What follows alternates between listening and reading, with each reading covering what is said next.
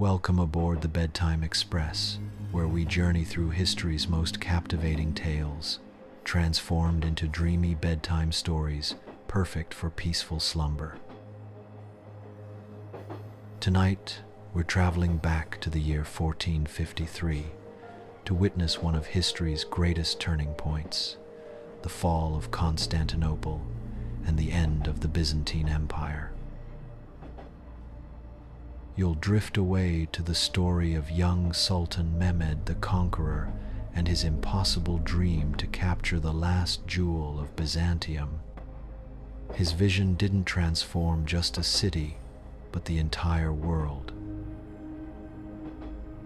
This tale of courage, transformation, and the meeting of two great civilizations has been specially crafted to carry you gently into the realm of restful sleep.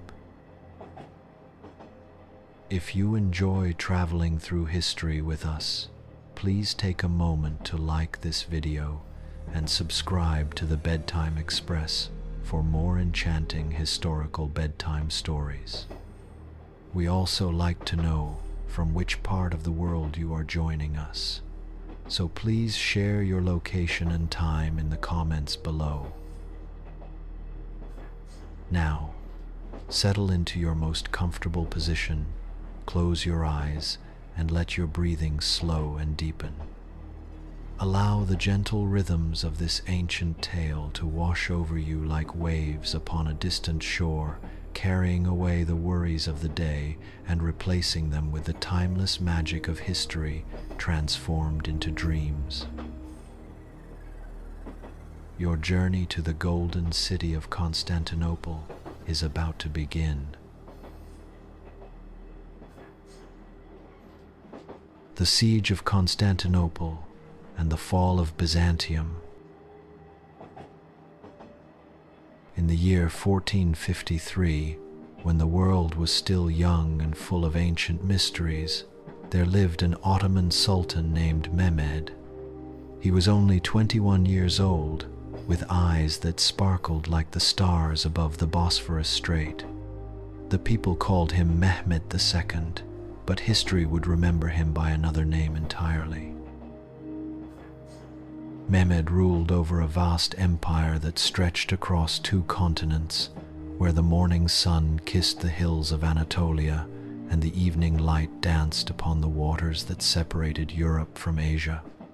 His palace in Edirne was filled with the scent of jasmine and the sound of fountains, but the young sultan's heart yearned for something greater.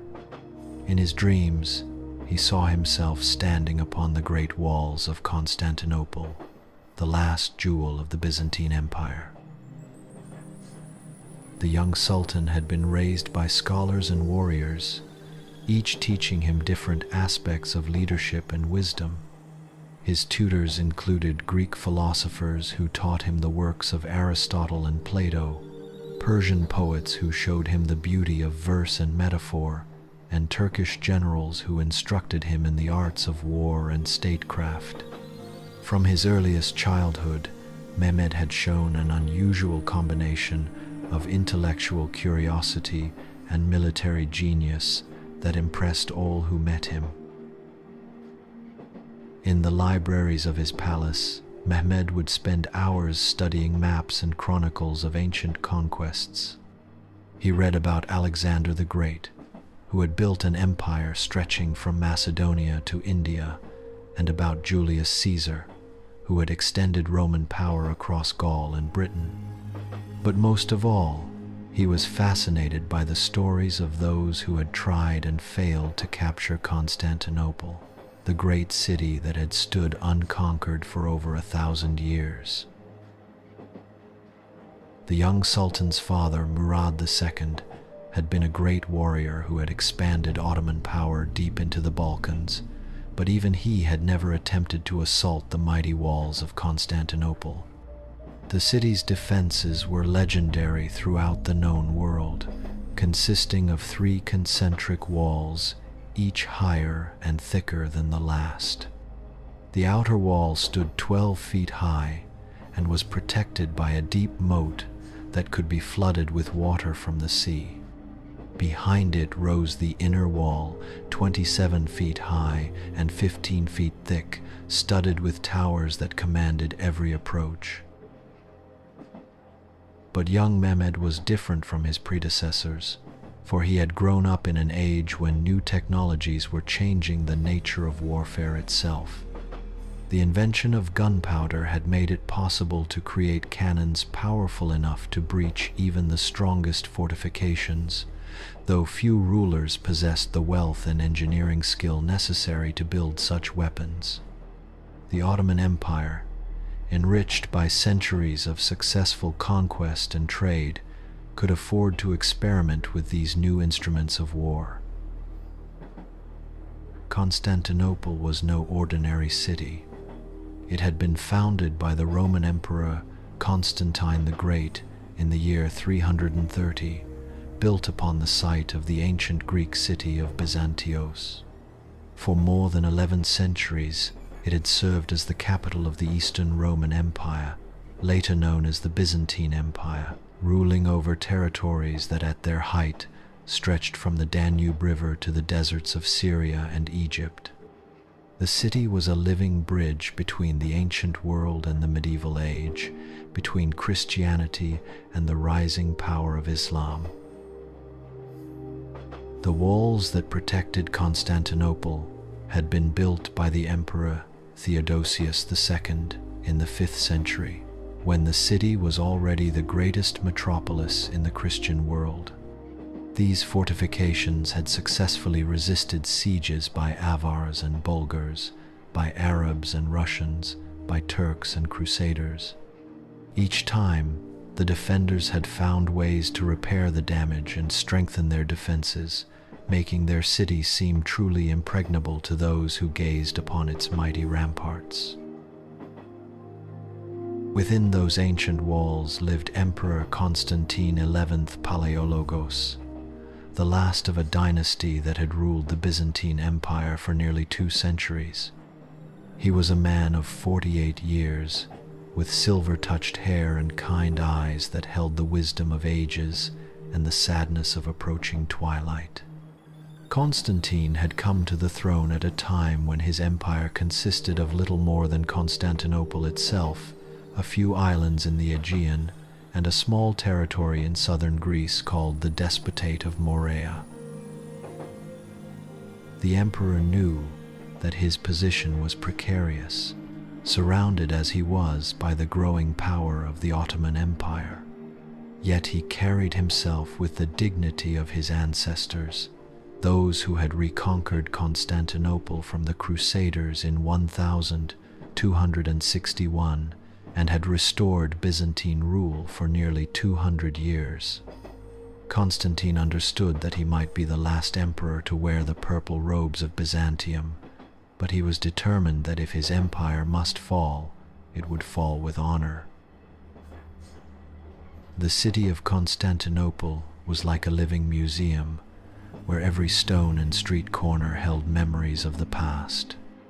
The great cathedral of Hagia Sophia dominated the skyline, its massive dome rising 180 feet above the marble floor and seeming to float in the air without visible support. This architectural marvel had been built by the Emperor Justinian in the 6th century, and for nearly 900 years it had been the largest cathedral in the Christian world. When pilgrims entered Hagia Sophia for the first time, they often gasped in wonder at the sight that greeted them. The vast interior seemed to stretch beyond the limits of human comprehension, with 40 windows around the base of the dome, allowing golden light to stream down like rays from heaven itself. The walls were covered with mosaics created by the finest artists of Byzantium, depicting Christ Pantocrator, the Virgin Mary, and the saints and emperors of the Orthodox Church. The morning liturgy in Hagia Sophia was a spectacle that had remained essentially unchanged for centuries. Priests in golden vestments would chant ancient hymns in Greek, their voices echoing through the vast space and seeming to lift the souls of the faithful toward the divine presence. Incense would rise in fragrant clouds, while hundreds of candles flickered like earthbound stars throughout the cathedral. Emperors had been crowned in this sacred space, and the bones of saints rested in silver reliquaries beneath the altar. Beyond the cathedral, the city was filled with other marvels that spoke of its ancient glory. The Hippodrome, where chariot races had once entertained crowds of 100 spectators, still stood with its Egyptian obelisk and bronze serpent column brought from the Temple of Apollo at Delphi. The great palace complex, though now partly in ruins, still contained chambers decorated with mosaics depicting scenes from classical mythology and Christian history. Through the narrow streets of the city, merchants from distant lands would walk with their caravans, though their numbers had diminished greatly from the days when Constantinople had been the greatest trading center in the world. Silk from China still arrived occasionally, along with spices from India and precious stones from Ceylon. The harbors contained ships from Venice and Genoa, their captains paying tribute to the emperor while conducting profitable business with Ottoman merchants on the other side of the Bosphorus.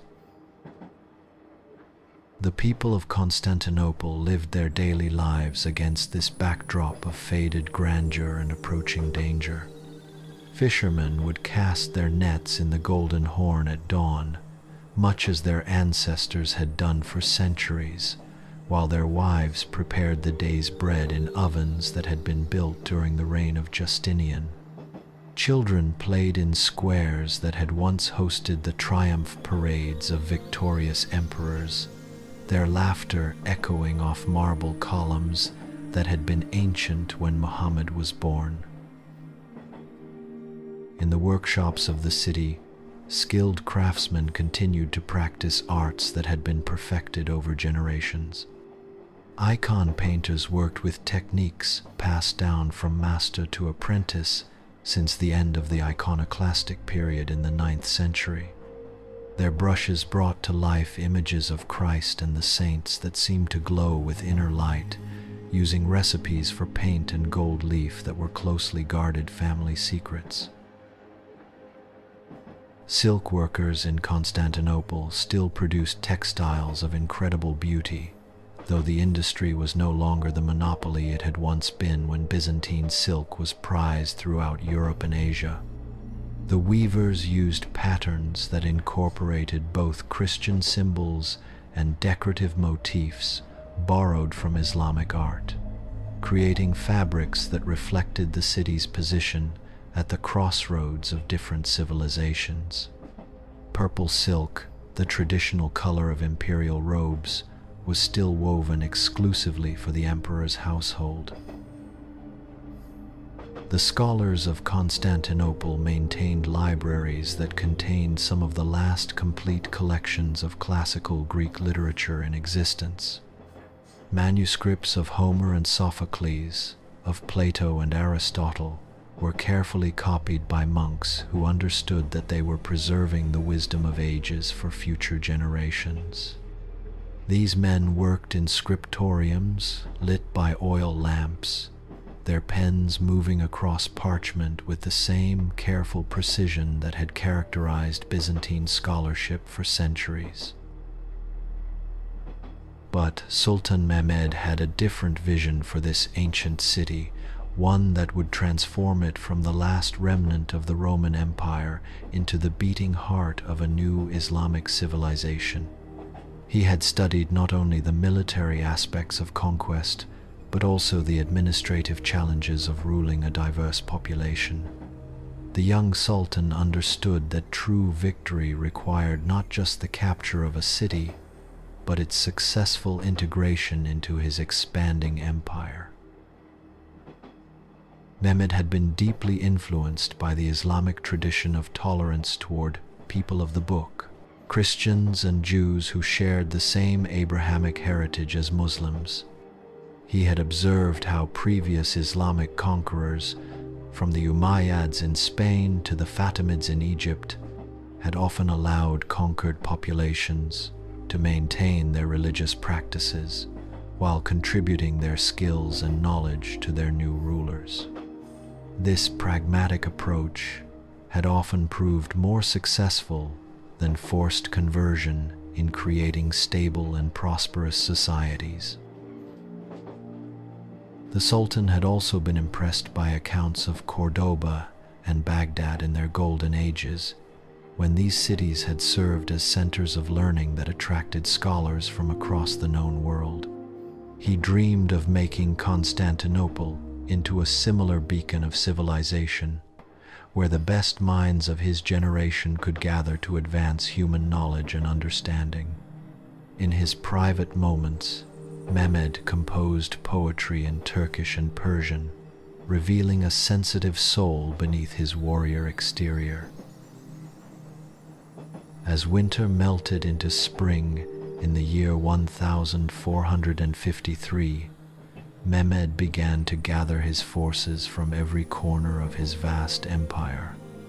From the mountains of Anatolia came Turkish cavalry units whose ancestors had ridden with the first Ottoman sultans in their conquests of Byzantine territory. These horsemen were skilled in the traditional tactics of the steppes, able to shoot arrows with deadly accuracy while riding at full gallop, then disappearing like smoke before enemy infantry could respond. From the Balkans came Christian soldiers who had sworn loyalty to the Ottoman throne, many of them descendants of Byzantine nobles who had chosen service over exile when their own territories had been conquered in previous decades. These men brought with them knowledge of European military techniques and an understanding of the political situation that would prove invaluable during the siege. Their presence in the Ottoman army demonstrated the complex nature of loyalties in this borderland between civilizations. Most elite among the Sultan's forces were the Janissaries, the famous slave soldiers who had been recruited as children from Christian families throughout the empire. These men had been raised from boyhood in the Sultan's household, converted to Islam, and trained in the most advanced military techniques of their time. They wore distinctive white felt caps and carried the latest firearms, but their greatest weapon was their absolute loyalty to the Sultan and their unbreakable esprit de corps. The Janissary Corps had been established by the early Ottoman sultans as a way to create a military force that was completely dependent on the ruler and thus immune to the tribal and feudal loyalties that had weakened other Islamic empires. By the time of Mehmed's reign, these elite troops numbered about 12,000 men and were considered the finest infantry force in the world. Their discipline and firepower had been decisive in Ottoman victories across the Balkans and Anatolia. The Sultan also called upon the greatest engineers and cannon makers of his time, men who combined traditional craftsmanship with the new science of metallurgy and ballistics. Most famous among them was a Hungarian master named Orban, who had first offered his services to Emperor Constantine, but had been turned away because the Byzantine treasury could not afford his prices. Mehmed not only paid Orban's fee, but also provided him with unlimited resources to create the most powerful cannons ever built. Orban's workshop became a center of innovation, where traditional bronze casting techniques were pushed to their limits. The master craftsman experimented with different alloys and casting methods, creating cannons that were both larger and more accurate than anything previously seen on a battlefield. His greatest creation was a monster cannon that required 60 oxen to move and could fire stone balls weighing over 600 pounds. The construction of these great cannons required enormous amounts of raw materials and skilled labor. Copper and tin were imported from mines across the Ottoman Empire, while wood for the foundry fires came from the forests of Anatolia. Hundreds of metal workers labored day and night, their hammers ringing out across the countryside as they shaped the bronze tubes that would determine the fate of Constantinople.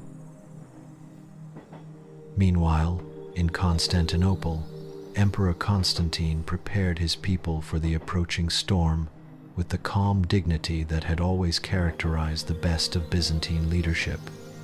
He knew that his small army of approximately 70 men could never match the Ottoman host in open battle, but he trusted in the strength of the great walls and the righteousness of his cause. The emperor spent his days inspecting the fortifications and encouraging his soldiers, while his nights were devoted to prayer and consultation with his advisors. The emperor's chief military advisor was a Genoese captain named Giovanni Giustiniani Longo, who had arrived in January with 700 volunteers and a wealth of experience in siege warfare. Giustiniani had fought in battles across the Mediterranean and understood both the strengths and weaknesses of the new artillery that the Ottomans were bringing against the city. He immediately began work to strengthen the land walls, adding earthworks and wooden palisades that could absorb the impact of cannonballs. Other foreign volunteers arrived throughout the winter and early spring, drawn by a combination of Christian solidarity and the promise of adventure. Catalan soldiers who had served in the armies of Aragon came seeking employment in the defense of Christendom's eastern outpost. Venetian sailors, despite their city's complex diplomatic relationship with the Ottomans, quietly provided ships and expertise to help defend the last remnant of the Roman Empire.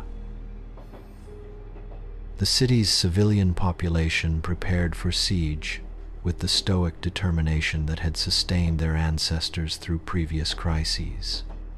Shopkeepers stockpiled food and other essentials, while craftsmen turned their skills to the manufacture of weapons and defensive equipment. Women organized themselves into groups to care for the wounded and to maintain supplies for the defenders, drawing upon traditions of civilian resistance that dated back to the Arab sieges of the 7th and 8th centuries. In the monasteries and convents of Constantinople, monks and nuns spent their days in continuous prayer for the deliverance of their city. Ancient relics were brought out from their hiding places and displayed in public processions that wound through the streets, reminding the people of the divine protection that had preserved their city through so many previous trials. The crown of thorns, kept in the imperial palace, was carried to Hagia Sophia for special services attended by the emperor himself. As the first warm days of April arrived, Sultan Mehmed's great army began its final march toward Constantinople, a movement that seemed to make the very earth tremble under the weight of destiny. More than 100 soldiers moved across the landscape of Thrace, their numbers including not only Ottoman troops but also contingents from vassal states throughout the Balkans and Anatolia. The sight was both magnificent and terrifying, as colorful banners snapped in the spring breeze above a sea of spears and horses that stretched to the horizon. The young sultan rode at the head of this mighty host on a white Arabian stallion whose lineage could be traced back to the horses of the Prophet Muhammad himself. Mehmed's kaftan was woven with gold thread and decorated with precious gems from the treasuries of his ancestors, while his turban bore a magnificent aigrette of heron feathers secured with diamonds and pearls. Yet despite this imperial splendor, there was something in his bearing that spoke of a deeper purpose, as if he understood that he was participating in one of history's great turning points. Behind the Sultan came his personal guard, elite horsemen whose families had served the Ottoman dynasty since its earliest days. These men wore chainmail that had been blessed by holy men in Mecca and carried curved swords forged by master smiths in Damascus. Their horses were trained for battle from birth, able to wheel and charge with the precision of dancers, while their riders could shoot arrows or wield sabers with equal skill. The logistics of moving such an enormous army required careful planning and immense resources. Thousands of pack animals carried supplies of food, ammunition, and equipment, while engineers had prepared bridges and roads to speed the army's advance. Supply depots had been established at regular intervals along the route of march, ensuring that the soldiers would arrive at Constantinople in good condition and ready for the arduous work of siege warfare. As the Ottoman host approached the city, advance scouts brought back detailed reports about the condition of the Byzantine defenses. They noted the recent repairs that had been made to the walls and the positions where new earthworks had been constructed. These reconnaissance reports allowed Mehmed's engineers to plan their artillery positions and assault routes with scientific precision, applying lessons learned from previous sieges throughout the Ottoman domains. The defenders of Constantinople could see the approaching army from their positions on the walls like a dark tide spreading across the hills of Thrace. The sight was both terrible and magnificent, with thousands of colorful pavilions appearing each evening as the Ottomans made camp, creating what looked like a vast garden of silk and canvas blooming on the landscape. The evening light caught the metal of spear points and sword blades, making them glitter like a constellation fallen to earth. Emperor Constantine stood upon the walls of his city each evening as the sun set, gazing out at the growing Ottoman encampment with the calm dignity of a man who had already made his peace with fate. He thought often of his ancestors, Constantine the Great, who had founded the city, Justinian, who had expanded it to its greatest glory, and the later emperors who had defended it against Arabs and Bulgars, Avars and Russians. Each had faced their own trials, and now it was his turn to add his name to the long roll of those who had stood guard over the eastern bastion of Christianity. The people of Constantinople gathered each evening in the great cathedral of Hagia Sophia for prayers that would continue throughout the night. Hundreds of candles flickered like earthbound stars in the vast space, while the ancient liturgy rose toward the great dome where Christ Pantocrator gazed down with eyes that had witnessed the rise and fall of empires. Mothers held their children close, while fathers prepared their weapons and reviewed their duties for the coming siege. On the 6th day of April, the vanguard of the Ottoman army reached the walls of Constantinople, and Sultan Mehmed himself rode forward to survey the fortifications that had protected the city for more than 1,000 years. The walls rose before him like cliffs of stone and mortar, with towers that seemed to reach toward the heavens themselves. Yet the young sultan was not discouraged, for he had brought with him weapons and strategies that no previous besieger had possessed, along with the confidence of a ruler who believed that destiny was on his side. As dawn broke over the Bosphorus on the 7th day of April, Sultan Mehmed's great cannons began their terrible song, a sound unlike anything the world had ever heard before. The roar seemed to shake the very foundations of the earth, causing birds to fall stunned from the sky and making the waters of the Golden Horn tremble like a struck bell. Windows shattered in houses miles away, and ancient buildings that had stood since the time of Justinian developed new cracks in their marble walls.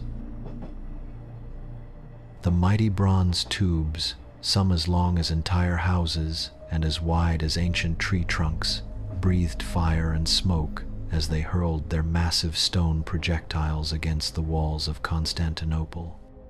Each cannon shot was preceded by a flash of light that could be seen from the Asian shore of the Bosphorus, followed by a thunderous boom that echoed off the hills and seemed to announce to all the world that a new age of warfare had begun.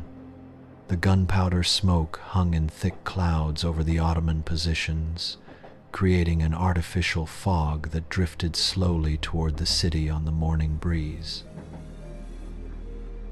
The great cannon of Master Orban, positioned directly across from the gate of St. Romanos, where the land walls were thickest and strongest, was a marvel of engineering that represented the culmination of centuries of metallurgical advancement. This bronze monster measured more than 27 feet in length and had a bore diameter of 30 inches, making it capable of firing stone balls that weighed more than 200 pounds. When this leviathan spoke, the ground trembled for miles in every direction, and the sound could be heard as far away as the Prince's Islands in the Sea of Marmara. The process of loading and firing Orban's great cannon was itself a spectacle that drew observers from throughout the Ottoman camp.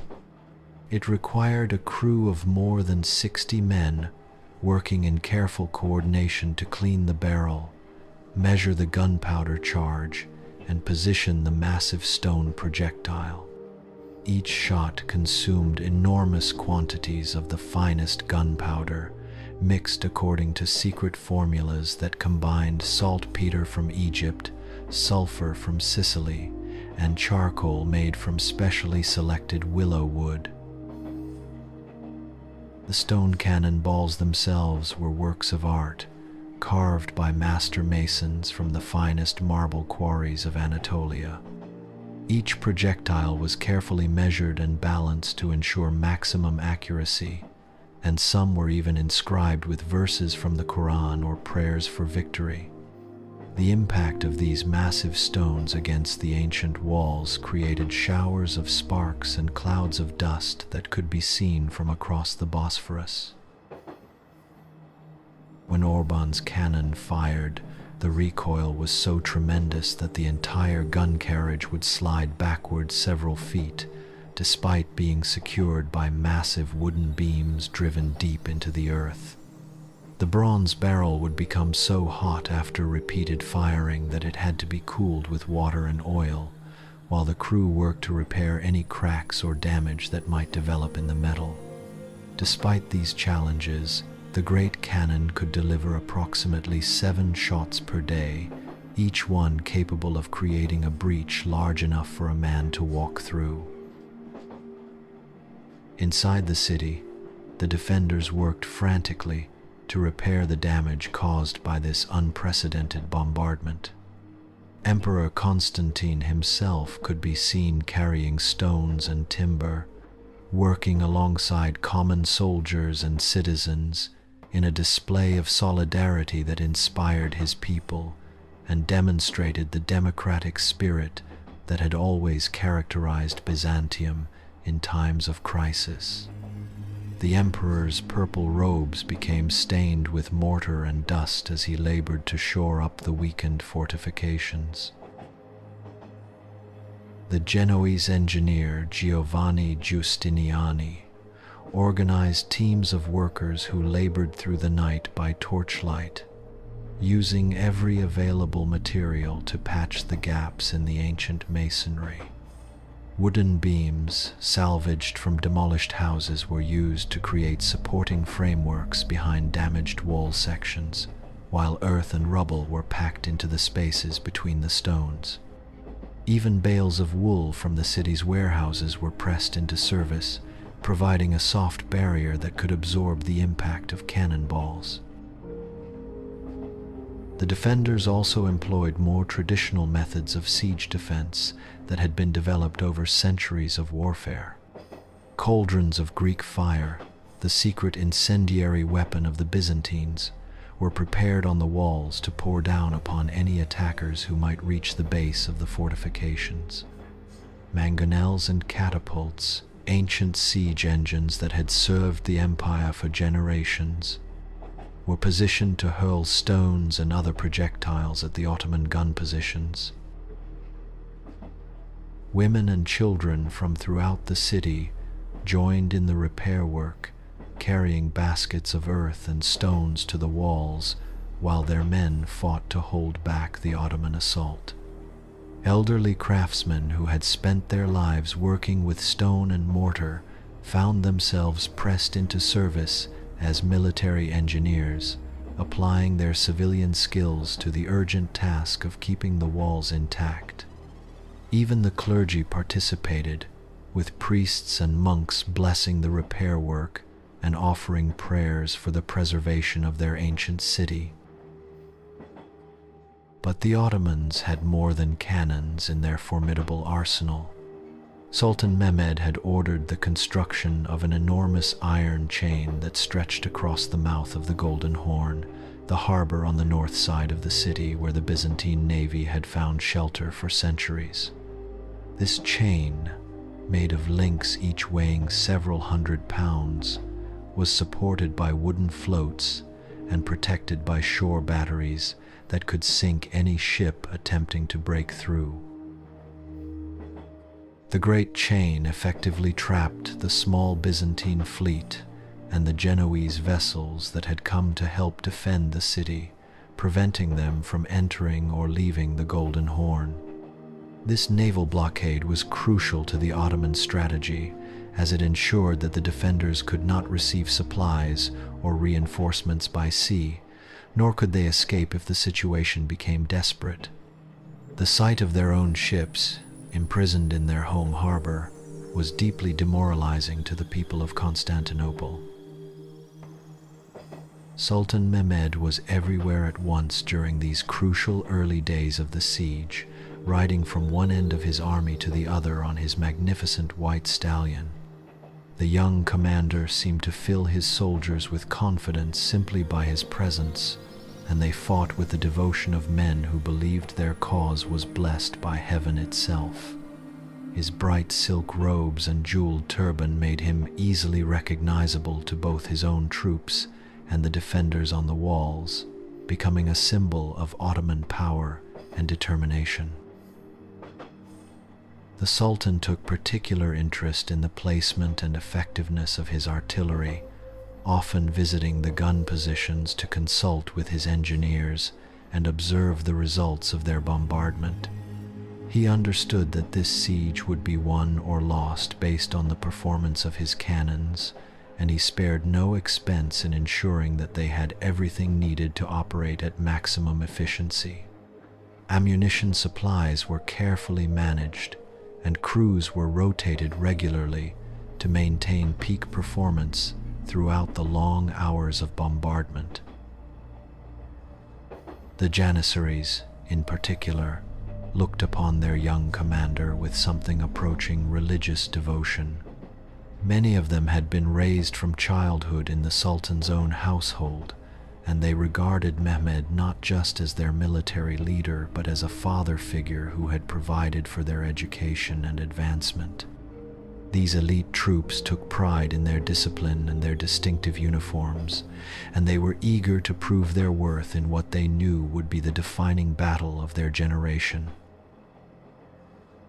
Day after day, the bombardment continued with relentless intensity as the ancient walls that had protected Constantinople for more than a millennium began to show serious signs of damage for the first time in their history. Great gaps appeared in the outer fortifications, and rubble from the broken masonry began to fill the moat that had once provided an additional barrier against attackers. Yet still the defenders held fast, inspired by the personal courage of their emperor and their faith in the righteousness of their cause. The psychological effects of the constant bombardment were almost as devastating as the physical damage to the walls. The people of Constantinople had never experienced anything like the terrible roar of the Ottoman cannons, and many began to believe that the end of the world itself was approaching. Children who had grown up listening to stories of their city's invincibility now saw those same walls crumbling before their eyes, shattered by weapons that seemed to possess supernatural power. Inside Constantinople, life took on a dreamlike quality as the normal rhythms of urban existence were disrupted by the demands of siege warfare. Markets that had operated in the same locations for centuries were transformed into workshops for the manufacture of weapons and defensive equipment. Churches became centers for the organization of civilian resistance, with priests serving not only as spiritual guides but also as coordinators of relief efforts for the wounded and displaced. Families who had lived comfortable lives as merchants or craftsmen found themselves sharing their homes with refugees from the outer districts of the city, creating new bonds of solidarity that transcended traditional social boundaries. Children still played in the streets, though their games now included mock battles between Byzantines and Ottomans, and they learned to distinguish between the sounds of different types of cannons. The youngest among them seemed to adapt most quickly to the new reality, treating the siege almost as an exciting adventure. The great cathedral of Hagia Sophia became a place of constant pilgrimage, where people came at all hours of the day and night to pray before the ancient icons and to seek comfort from the priests. The magnificent mosaics seemed to take on new meaning in the candlelight, and many of the faithful reported seeing signs of divine intervention in the faces of the saints. Special services were held each evening, when the emperor himself would come to kneel before the altar and ask for guidance in the trials that lay ahead. The liturgical life of the city continued even under siege conditions, with the ancient rhythms of Orthodox worship providing a source of stability and hope for the population. Matins were sung at dawn despite the roar of cannons, and vespers echoed through the churches each evening as the sun set over the Bosphorus. The priests wore their finest vestments and used the most precious liturgical objects, as if to demonstrate their confidence that God would not abandon his chosen city. As April turned to May, Sultan Mehmed grew increasingly impatient with the slow progress of his siege. His cannons had succeeded in opening several significant breaches in the walls, but the defenders were repairing them almost as quickly as they could be widened. The young sultan realized that he needed a new strategy, something unexpected that would catch his enemies off guard and break their spirit once and for all.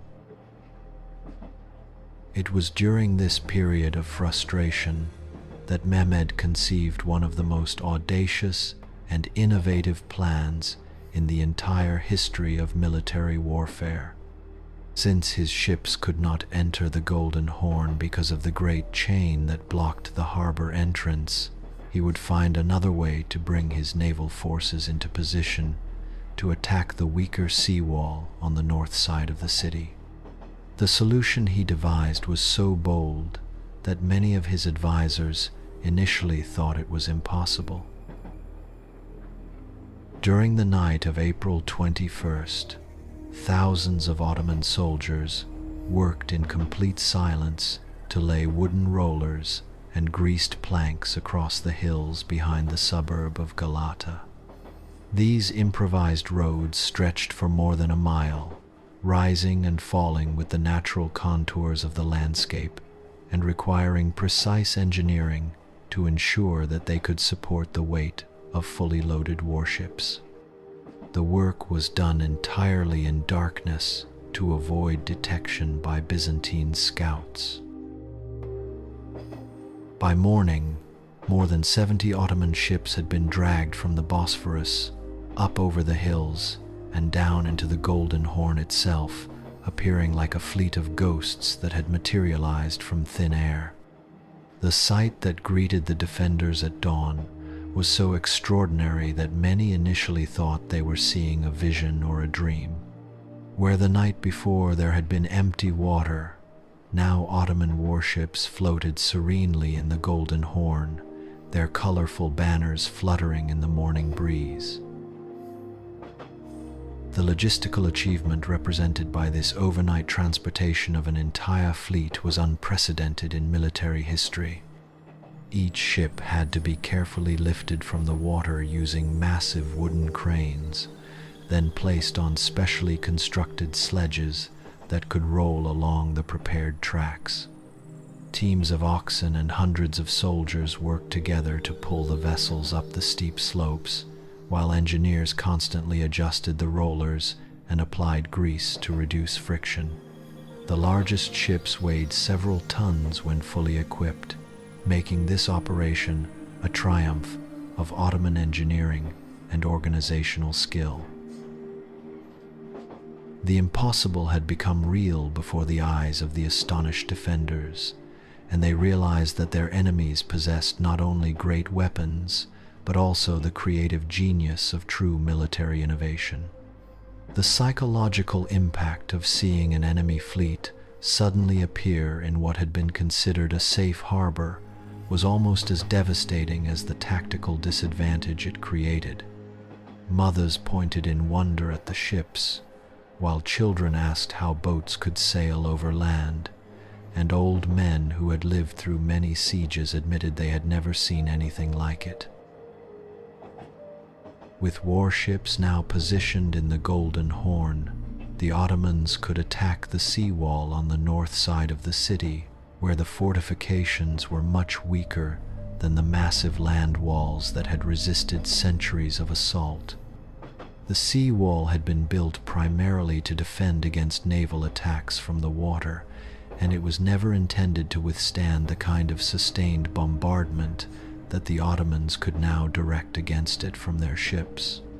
Sultan Mehmed immediately ordered the construction of a floating bridge made of barrels and planks, allowing his soldiers to cross the harbor and assault the city from this unexpected direction. The floating bridge was itself a marvel of military engineering, constructed from hundreds of wine barrels lashed together with thick ropes and covered with wooden planks to create a roadway wide enough for cavalry and artillery. The entire structure was held in place by massive anchors and chains, while small boats patrolled alongside it to make repairs and adjustments as needed. Ottoman soldiers could now march directly from their camp to the base of the seawall, turning what had been a strategic advantage for the defenders into a dangerous vulnerability. The defenders of Constantinople suddenly found themselves fighting on two fronts simultaneously. Their already small army stretched even thinner as they tried to man both the land walls and the sea wall with equal effectiveness. Emperor Constantine was forced to make difficult decisions about where to concentrate his limited forces, knowing that a breakthrough at any point could doom the entire city. The Genoese captain Giustiniani had to divide his expertise between the two threatened sectors, weakening the overall defense of both. The appearance of Ottoman ships in the Golden Horn also had significant implications for the morale and supply situation of the defenders. The small Byzantine navy, already bottled up by the great chain at the harbor mouth, now found itself facing enemy vessels both in front and behind.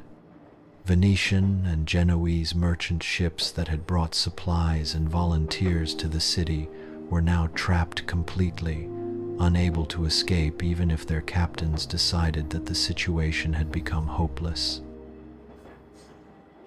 Emperor Constantine called an emergency council of war in the Great Palace, where the last nobles of Byzantium gathered under frescoes that depicted the glorious victories of their ancestors over Persians and Arabs, Bulgars and Russians. The emperor's advisors, debated intensely whether to attempt negotiations with Sultan Mehmed to save the lives of the city's population, or to continue fighting to the bitter end for the honor of the empire and the faith of their fathers. Some argued that surrender might preserve the civilian population, while others insisted that death was preferable to the extinction of the Roman Empire. The debate in the council chamber reflected the agonizing dilemma faced by any ruler whose people are threatened with destruction. Constantine listened carefully to all voices, weighing the arguments for pragmatic surrender against the demands of honor and duty. He consulted with the Patriarch of Constantinople about the theological implications of allowing the premier city of Orthodox Christianity to fall into Muslim hands, while also considering the practical question of whether continued resistance would only increase the suffering of his people.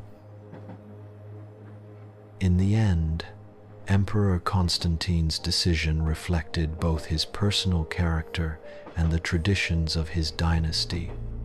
"My loyal friends," he said, his voice calm and steady as a mountain stream flowing toward the sea, "we are the heirs of Caesar and Augustus, of Constantine the Great and Justinian the Lawgiver.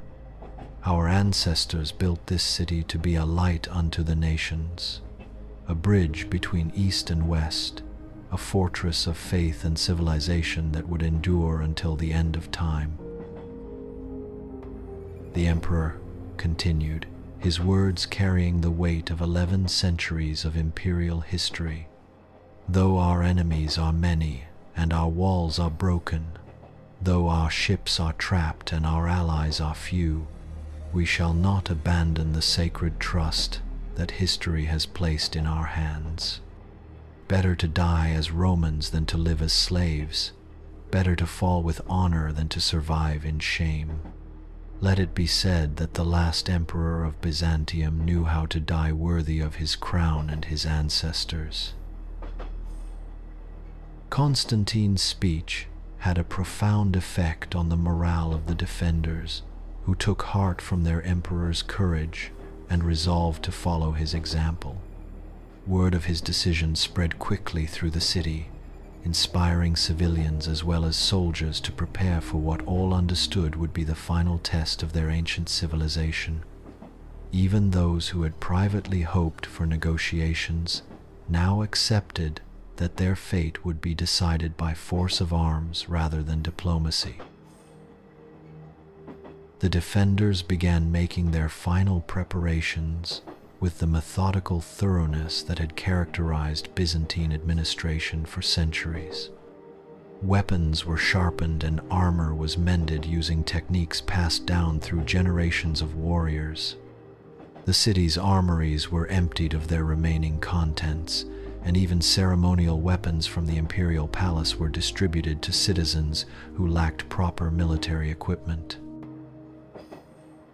Churches throughout the city organized special prayer services where the faithful could seek divine blessing on their arms and courage for the trials ahead. Ancient relics were brought out from their treasure chambers and displayed for public veneration, including pieces of the true cross and the robe of the Virgin Mary. The clergy assured the people that they were fighting not just for their own lives, but for the preservation of Christianity itself in the Eastern world.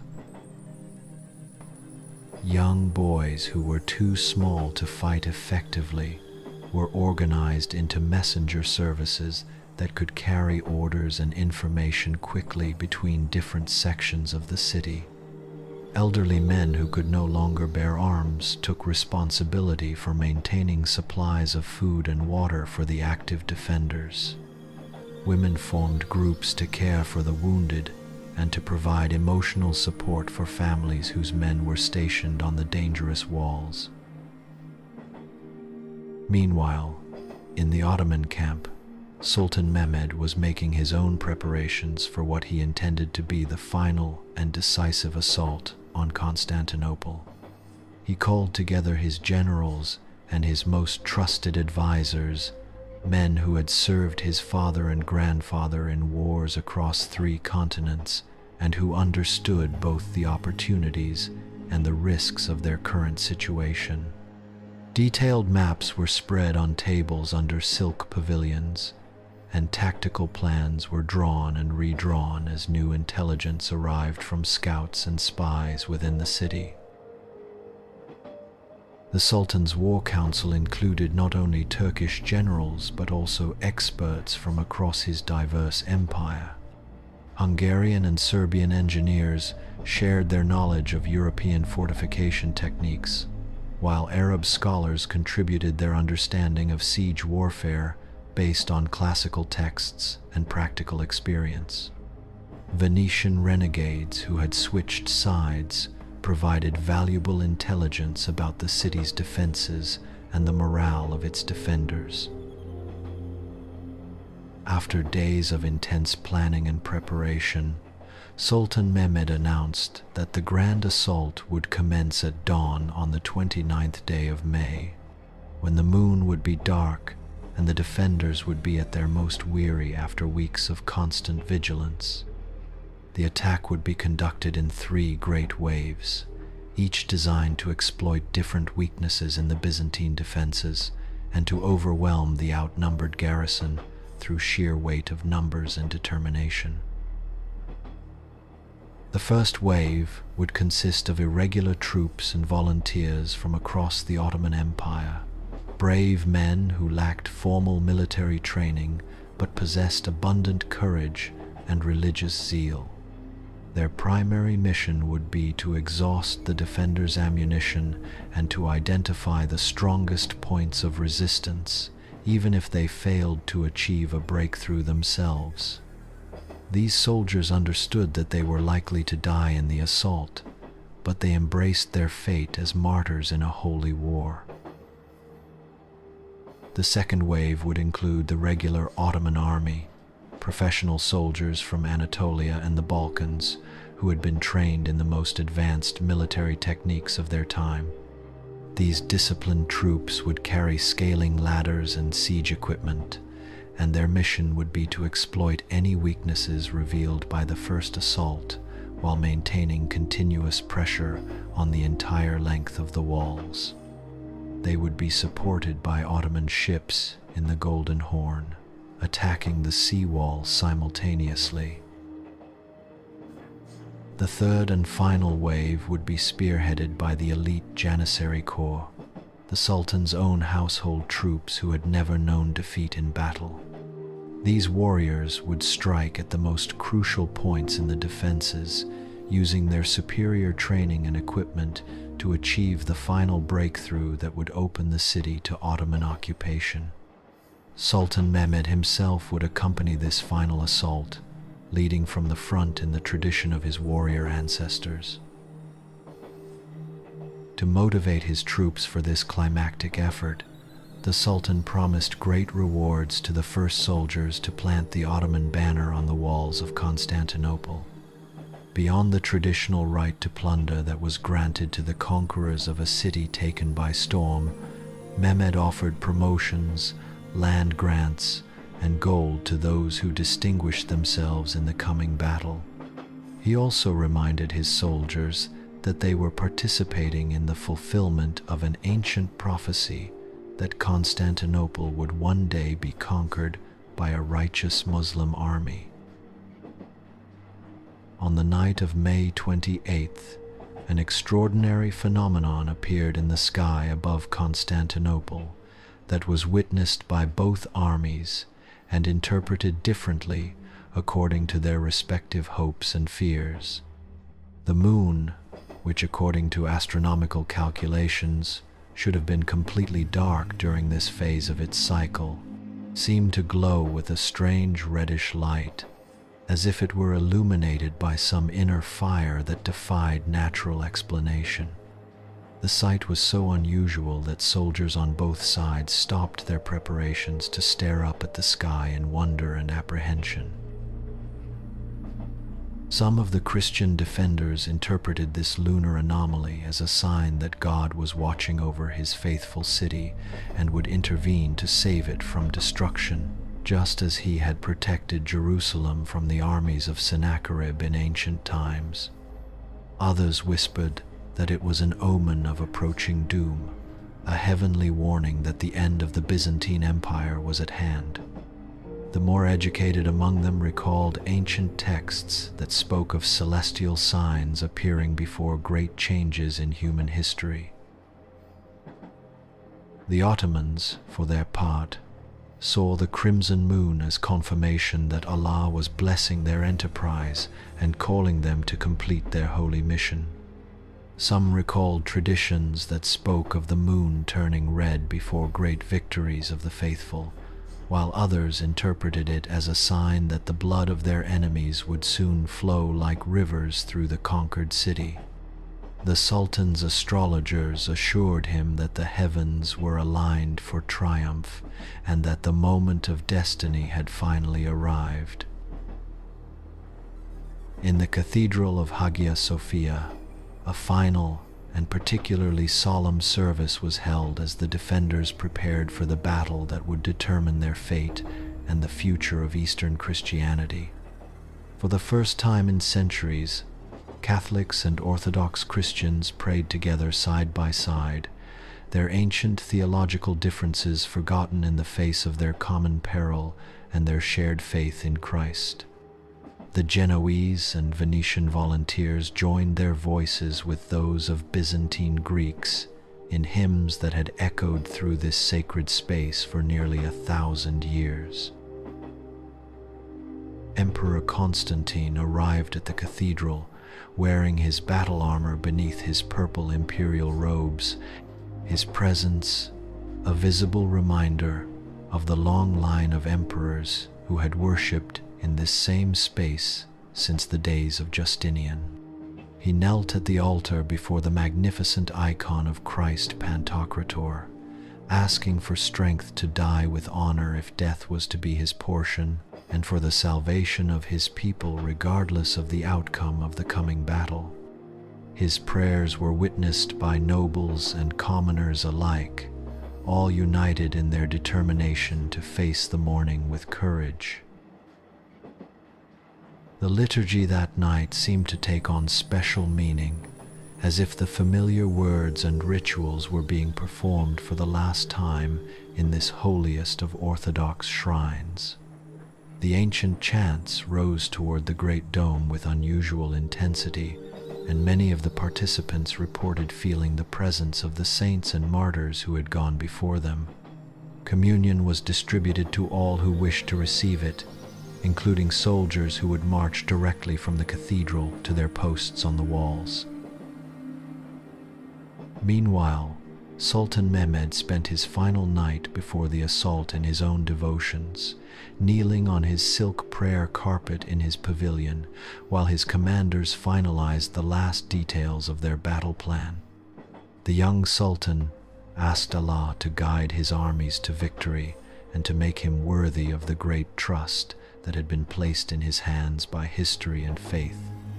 He prayed not only for military success, but also for the wisdom to rule justly over the great city that he hoped to conquer, and for the strength to unite its diverse peoples under the banner of Islam.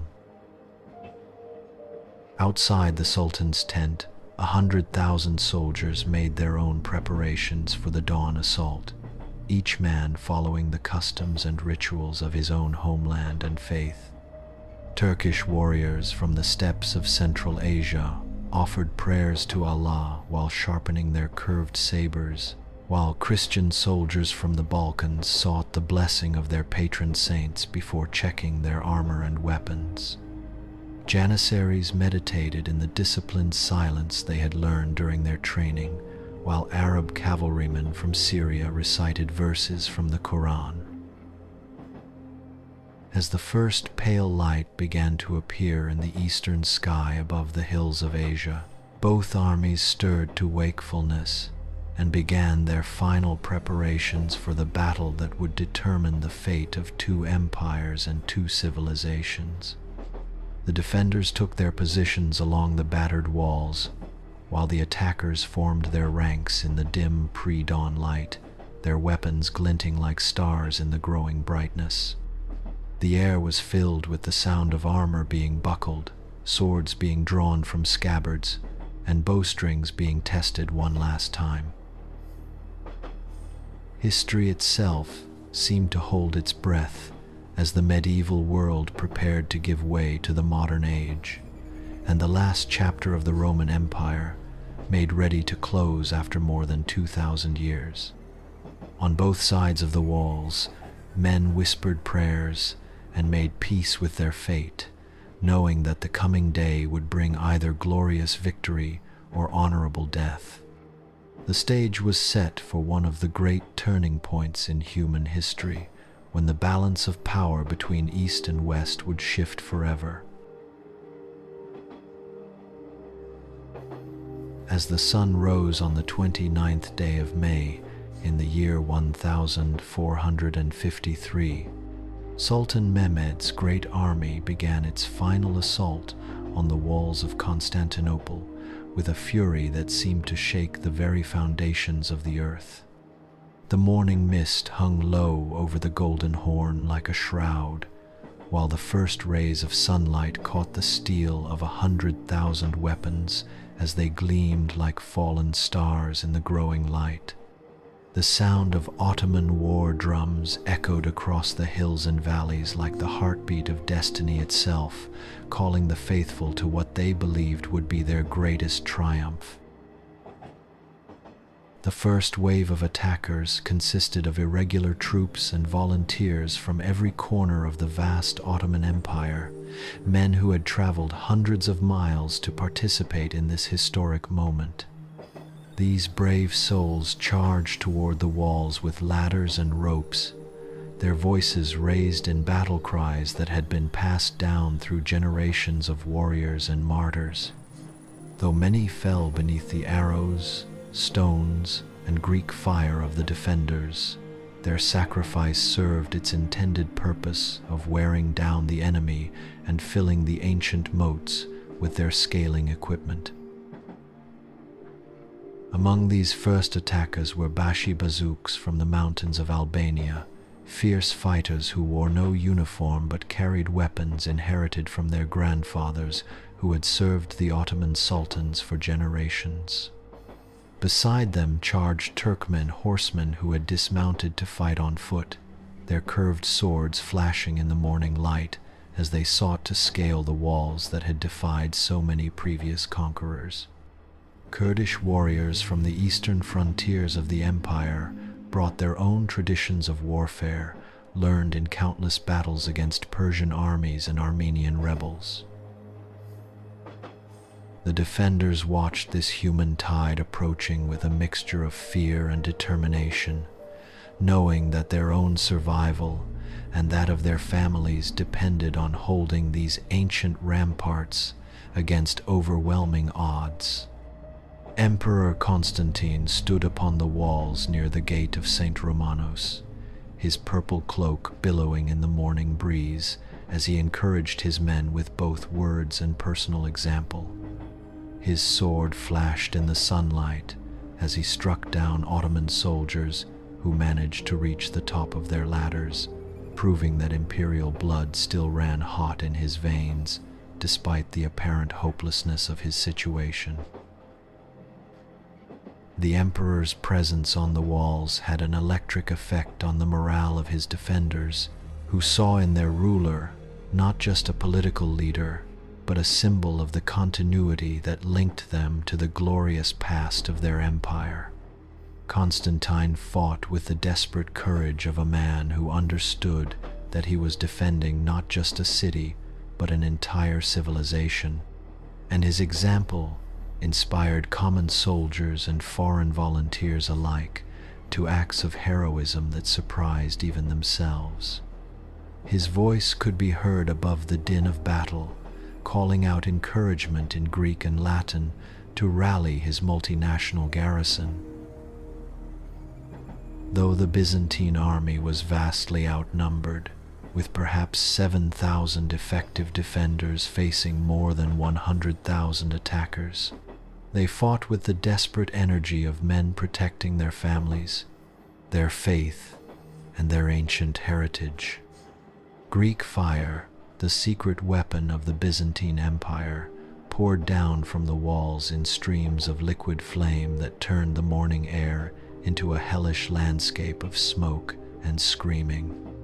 Crossbow bolts fired by Genoese professionals found their marks with deadly precision, while stones hurled by ancient catapults crushed Ottoman soldiers who ventured too close to the base of the walls. The Genoese captain Giovanni Giustiniani commanded the most crucial section of the wall, where the Ottoman cannons had opened the largest and most dangerous breaches in the ancient fortifications.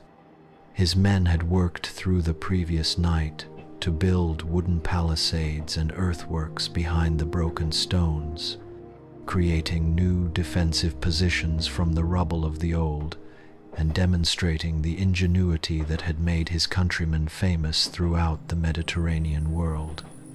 When the assault began, these brave volunteers from distant Genoa fought like lions, their crossbow bolts and primitive firearms taking a terrible toll on the waves of attacking Ottoman forces.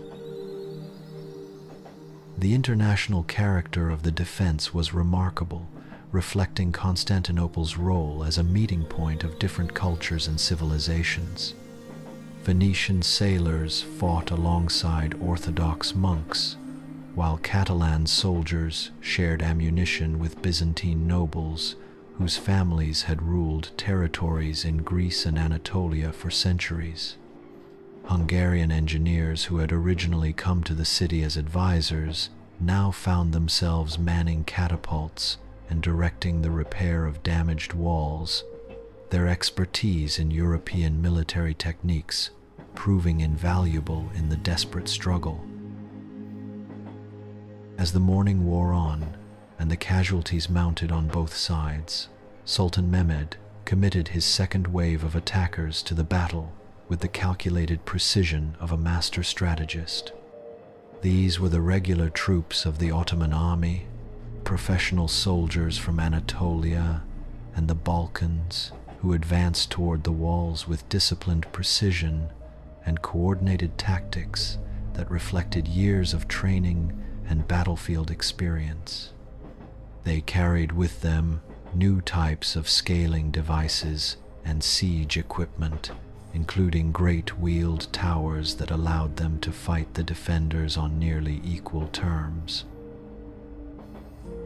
These regular Ottoman troops were organized into units that reflected the diverse nature of the empire they served, with Turkish infantry from the heartland of Anatolia fighting alongside Serbian cavalry who had transferred their loyalty from Christian princes to the Ottoman Sultan. Bulgarian archers provided covering fire for assault teams, while Albanian swordsmen led desperate charges against the most heavily defended sections of the walls.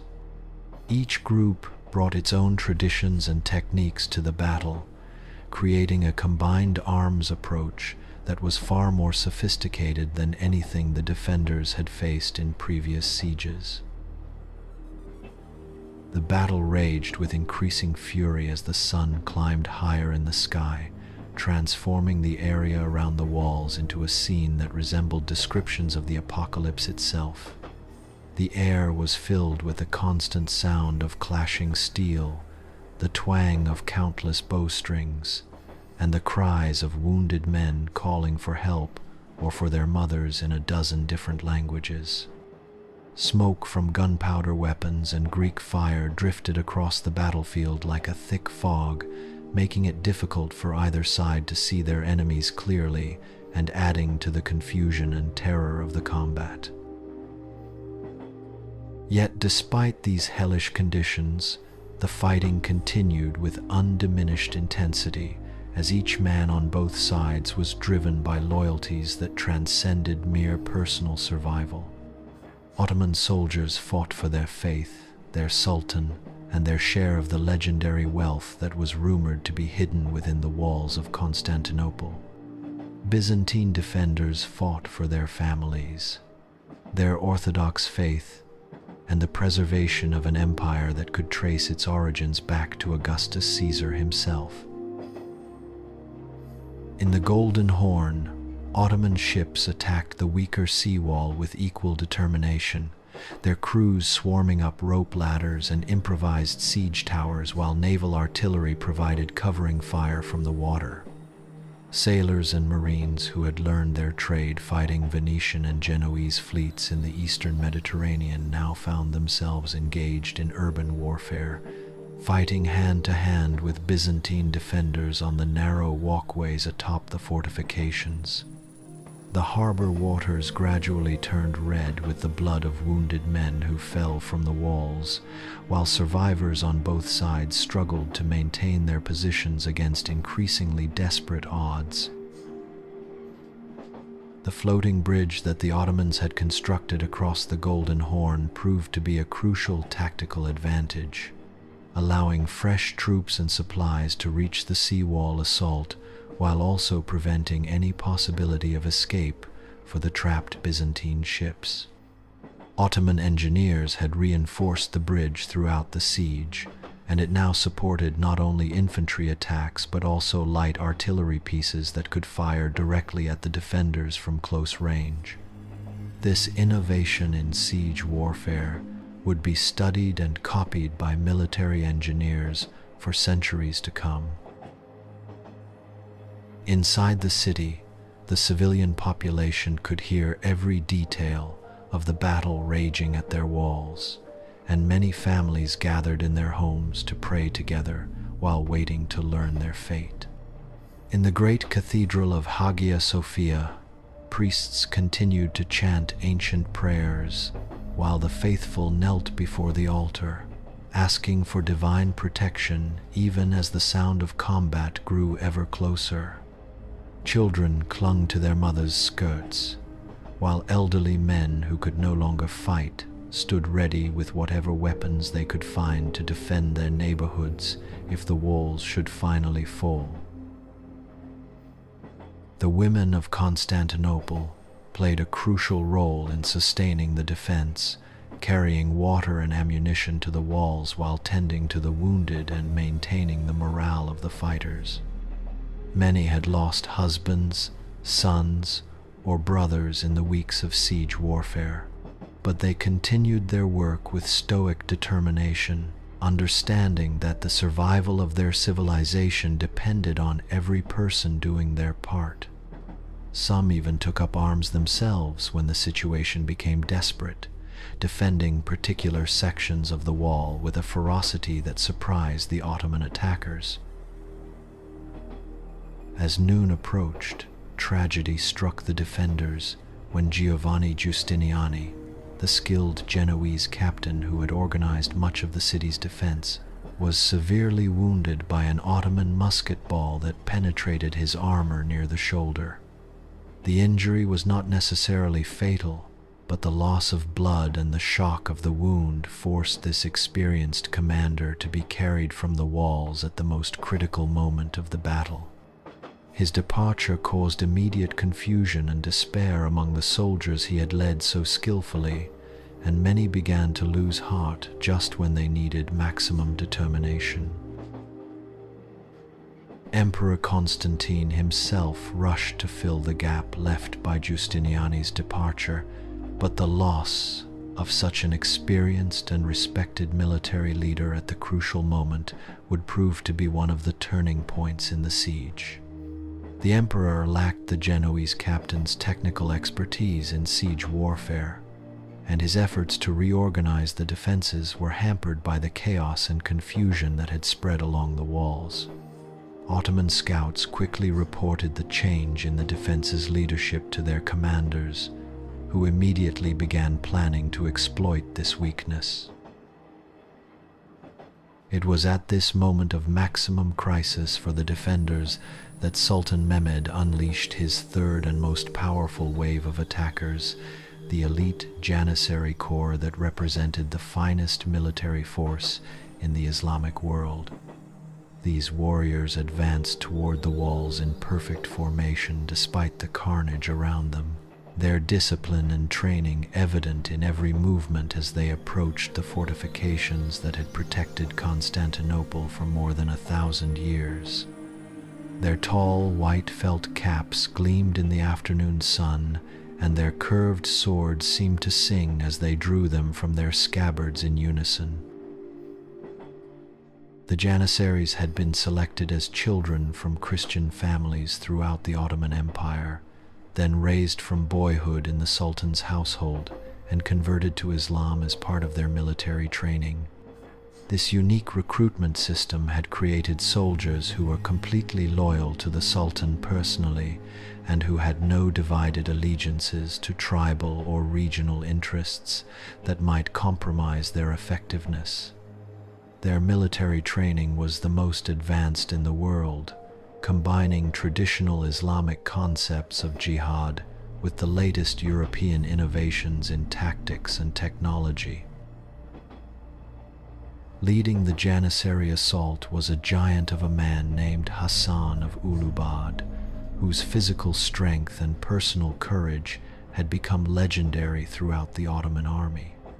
This mighty warrior stood nearly 7 feet tall and could wield a two-handed sword as easily as other men handled daggers, while his voice could be heard across an entire battlefield when he shouted commands to his subordinates.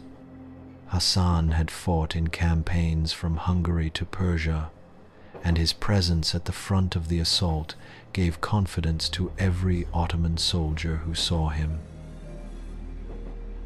With 18 of his most trusted comrades, Hassan managed to scale the walls near the gate of St. Romanos, fighting his way to the top of the fortifications, despite the desperate efforts of the defenders to stop him. For several crucial minutes, these Ottoman warriors held a section of the wall that had been considered impregnable, proving to both armies that the ancient defenses could indeed be overcome by sufficient courage and determination. Though Hassan eventually fell beneath the swords of Byzantine soldiers who rallied to drive back this penetration, his brief moment of success had enormous psychological impact on the battle. The sight of the Ottoman banner briefly flying from the walls of Constantinople filled the attacking army with renewed vigor and determination, while simultaneously causing the defenders to begin losing the confidence that had sustained them through weeks of siege warfare. Word of the breakthrough spread rapidly through the Ottoman ranks, and soldiers who had been fighting for hours without rest found new energy to continue their assault on other sections of the fortifications. More and more Janissaries began to reach the top of the walls, and soon fierce hand-to-hand fighting was raging along the entire length of the ancient ramparts. The defenders, exhausted by hours of continuous combat and weakened by the casualties they had suffered, began to fall back from positions they had held since dawn. The loss of Giustiniani had disrupted their command structure at the worst possible moment, and many units found themselves fighting without clear orders or coordination with their neighbors. Ottoman soldiers who penetrated the wall in one location could now attack other defensive positions from behind, creating a cascade of tactical failures that threatened to collapse the entire defense. Emperor Constantine, seeing that his beloved city was about to fall, and that further resistance would only increase the suffering of his people, made the decision that would secure his place in history as one of the great heroes of the medieval world. Rather than flee to safety aboard one of the ships in the harbor, or attempt to negotiate a surrender that might preserve his own life, he chose to die as a true Roman emperor should, fighting for his people and his faith to the very end. This decision reflected not only his personal courage, but also his deep understanding of the symbolic importance of his role as the last link to the ancient Roman Empire. Constantine deliberately stripped off his purple cloak and removed the imperial regalia that would have identified his body among the thousands of fallen soldiers, ensuring that his remains could not be used as trophies by the victorious Ottomans. He wanted to die not as an emperor seeking special treatment, but as a simple soldier defending his homeland alongside his comrades.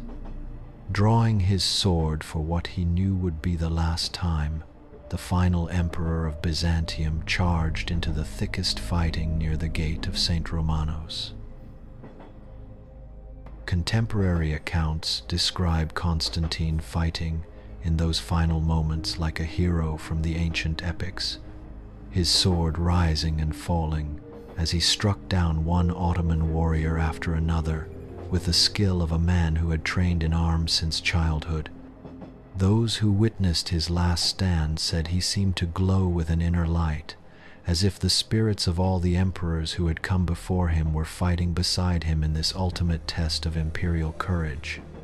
For several minutes, the emperor's presence rallied the defenders around him, and it seemed as if his personal heroism might yet turn the tide of battle. But even the greatest individual courage could not overcome such overwhelming numerical odds, and the collapse of the defensive line was now inevitable. Constantine fought until his strength was exhausted, and his sword arm could no longer lift his blade, then fell among the heaps of dead and dying soldiers from both armies. His body was never conclusively identified among the thousands of casualties, ensuring that the last emperor of Byzantium would remain a figure of legend rather than a trophy of conquest. With their emperor dead and their walls breached in dozens of places, the remaining defenders could no longer maintain organized resistance against the flood of Ottoman soldiers pouring into their ancient city. Some retreated toward the center of Constantinople, hoping to continue the fight from street to street and house to house in the manner of urban guerrilla warfare. Others threw down their weapons and begged for mercy from the victorious Ottomans, while a fortunate few managed to escape by ship across the Bosphorus to seek refuge in distant Christian lands. The Genoese and Venetian volunteers who had come so far to defend the last bastion of Eastern Christianity fought with particular desperation, knowing that they could expect no mercy from enemies who considered them foreign invaders. Many of these men had left comfortable lives in Italian city-states to participate in what they saw as a crusade to preserve Christian civilization, and they preferred death to the shame of survival without victory. Their final resistance in the area around the harbor was fierce but brief, overwhelmed by the sheer numbers of Ottoman troops flooding into the city. As Ottoman soldiers poured through the broken gates and over the shattered walls of Constantinople, Sultan Mehmed himself entered the city he had dreamed of conquering since his childhood, riding slowly through streets that had witnessed the rise and fall of empires for more than 11 centuries. The young commander, now truly deserving the title conqueror that history would give him, moved through the ancient neighborhoods with a combination of triumph and awe at the magnitude of his achievement. Despite the chaos and violence of victory, he gave strict orders that civilian non-combatants were to be protected and that the city's ancient treasures were to be preserved for posterity. The Sultan's first destination was the great cathedral of Hagia Sophia, the architectural marvel that had served as the spiritual center of Eastern Christianity for nearly 1,000 years and had become a symbol of Byzantine power and culture throughout the known world. As Mehmed dismounted from his white horse and walked through the massive bronze doors that had been opened by emperors and patriarchs for centuries, he was visibly moved by the incredible beauty and majesty of the vast interior space. The afternoon sun streaming through the windows illuminated the golden mosaics and made the entire building seem to glow with divine light, creating a moment of profound spiritual significance for the young conqueror. Standing beneath the great dome where countless emperors had been crowned and where the faithful had gathered to pray for the preservation of their empire, Sultan Mehmed experienced a moment of genuine humility as he contemplated the true magnitude of what he had accomplished. He understood that he had not merely captured a city or defeated an army, but had brought to an end an empire that traced its origins back to Caesar Augustus and Constantine the Great, spanning more than 2,000 years of continuous history. The weight of this historical moment pressed upon his young shoulders as he stood in silence within the sacred space. The medieval world was ending before his eyes, and the modern age was beginning with his conquest of this final bastion of the ancient Roman Empire. Mehmed could feel the presence of history surrounding him in the magnificent architecture and priceless mosaics that decorated every surface of the cathedral. The faces of Christ, the Virgin Mary, and countless saints gazed down at him from their golden backgrounds, witnesses to the changing of civilizations that would reshape the entire Eastern Mediterranean world.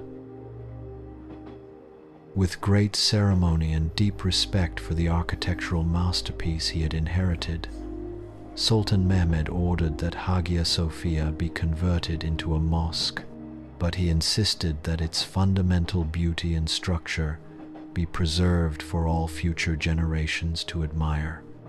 Rather than destroying the Christian mosaics, he commanded that they be covered with plaster and decorated with Islamic calligraphy, allowing for the possibility that future generations might uncover these treasures once again.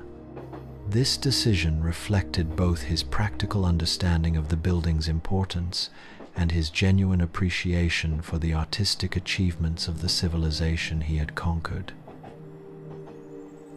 The conversion ceremony was conducted with all the dignity appropriate to such a momentous occasion in Islamic history. The Sultan's chief imam climbed into the pulpit and recited verses from the Quran while hundreds of Ottoman soldiers and officials gathered in the vast space that had once echoed with Christian liturgy.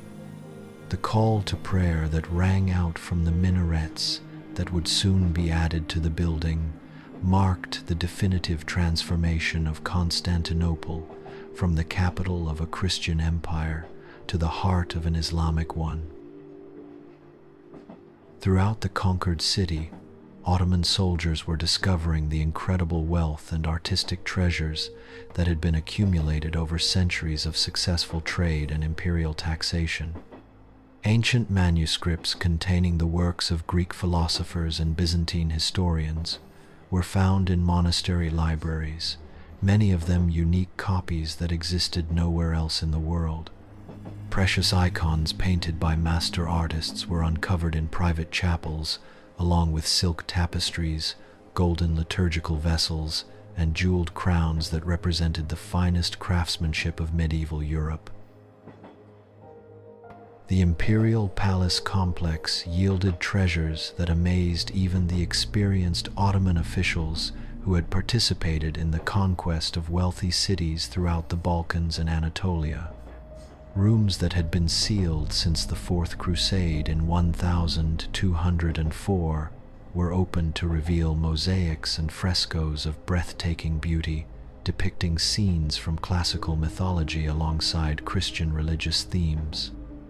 Libraries contained not only Greek and Latin texts, but also works in Armenian, Slavonic, and Arabic that reflected Constantinople's role as a meeting point of different cultures and civilizations.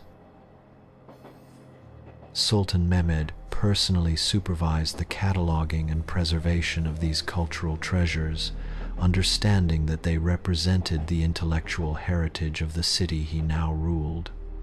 He appointed scholars to translate important works into Turkish and Arabic, ensuring that the wisdom of Byzantium would be accessible to Islamic intellectuals and administrators. Many of these manuscripts would eventually find their way to libraries in Istanbul, Cairo, and Baghdad, where they would contribute to the flowering of Ottoman and Islamic scholarship in the centuries to come. The human cost of the final assault had been enormous on both sides, with estimates suggesting that thousands of soldiers died in the fighting around the walls and in the streets of the city. Ottoman casualties were particularly heavy among the irregular troops of the first wave, many of whom had charged the walls with more courage than equipment or training. The defenders, though vastly outnumbered, had exacted a significant price for every breach in their ancient fortifications, demonstrating the effectiveness of their desperate resistance. As evening fell over the conquered city, Sultan Mehmed stood once again upon the walls where Emperor Constantine had made his final stand, looking out over the Golden Horn and the Bosphorus that now belonged entirely to his expanding empire. The young conqueror could see Ottoman banners flying from towers that had once displayed the double-headed eagle of Byzantium, while the minarets of converted mosques began to echo with the evening call to prayer. In his heart, he felt both the intoxication of complete victory and the sobering weight of responsibility that came with ruling one of the world's greatest cities. The transformation of Constantinople from Byzantine capital to Ottoman metropolis began immediately, as the Sultan's administrators worked to restore order and establish the institutions of Islamic government. Tax collectors who understood both Greek and Turkish were appointed to assess the wealth of the city and to begin the process of integrating its economy into the broader Ottoman system. Military governors took control of key neighborhoods, while Islamic judges began hearing legal cases according to the principles of Sharia law and Ottoman legal tradition. Despite the violence of the conquest, Sultan Mehmed was careful to demonstrate that his rule would be characterized by justice and tolerance rather than oppression and revenge. He issued proclamations guaranteeing the safety of civilians who had not taken up arms against his forces, and he allowed Christian churches to continue functioning under the supervision of a new Orthodox patriarch appointed with his approval. This policy of accommodation reflected both his pragmatic understanding of the need to maintain stability and his genuine respect for the people of the book who shared the Abrahamic tradition with Islam. The news of Constantinople's fall spread across Europe and Asia with the speed of lightning, carried by swift messengers and merchant ships that recognized the world historical significance of this moment. In the courts of Western European kings and princes, diplomats and scholars debated what this great change would mean for the balance of power between Christianity and Islam, between the emerging nation-states of Europe and the expanding Ottoman Empire. Some saw it as a catastrophe that would unleash the full power of Islamic civilization upon Christian Europe, while others recognized it as the natural result of political and military evolution in a changing world. The Pope in Rome declared a period of mourning for the loss of Christianity's eastern capital, and he called upon the princes of Europe to unite in a new crusade to recapture the city from the infidels. However, the response to this appeal was limited, as most European rulers were too preoccupied with their own domestic conflicts and territorial ambitions to mount a serious challenge to Ottoman power. The age of the Crusades had effectively ended, replaced by a more complex system of diplomacy and balance of power politics. In the Islamic world, the conquest of Constantinople was celebrated as the fulfillment of an ancient prophecy attributed to the Prophet Muhammad himself. who had supposedly predicted that the city would one day be taken by a righteous Muslim commander leading a blessed army. From Cairo to Baghdad, from Cordoba to Samarkand, scholars and poets composed verses celebrating Sultan Mehmed's achievement and comparing him to the great conquerors of Islamic history. The young sultan found himself elevated to legendary status almost overnight, joining the ranks of Saladin and Harun al-Rashid in the pantheon of Islamic heroes.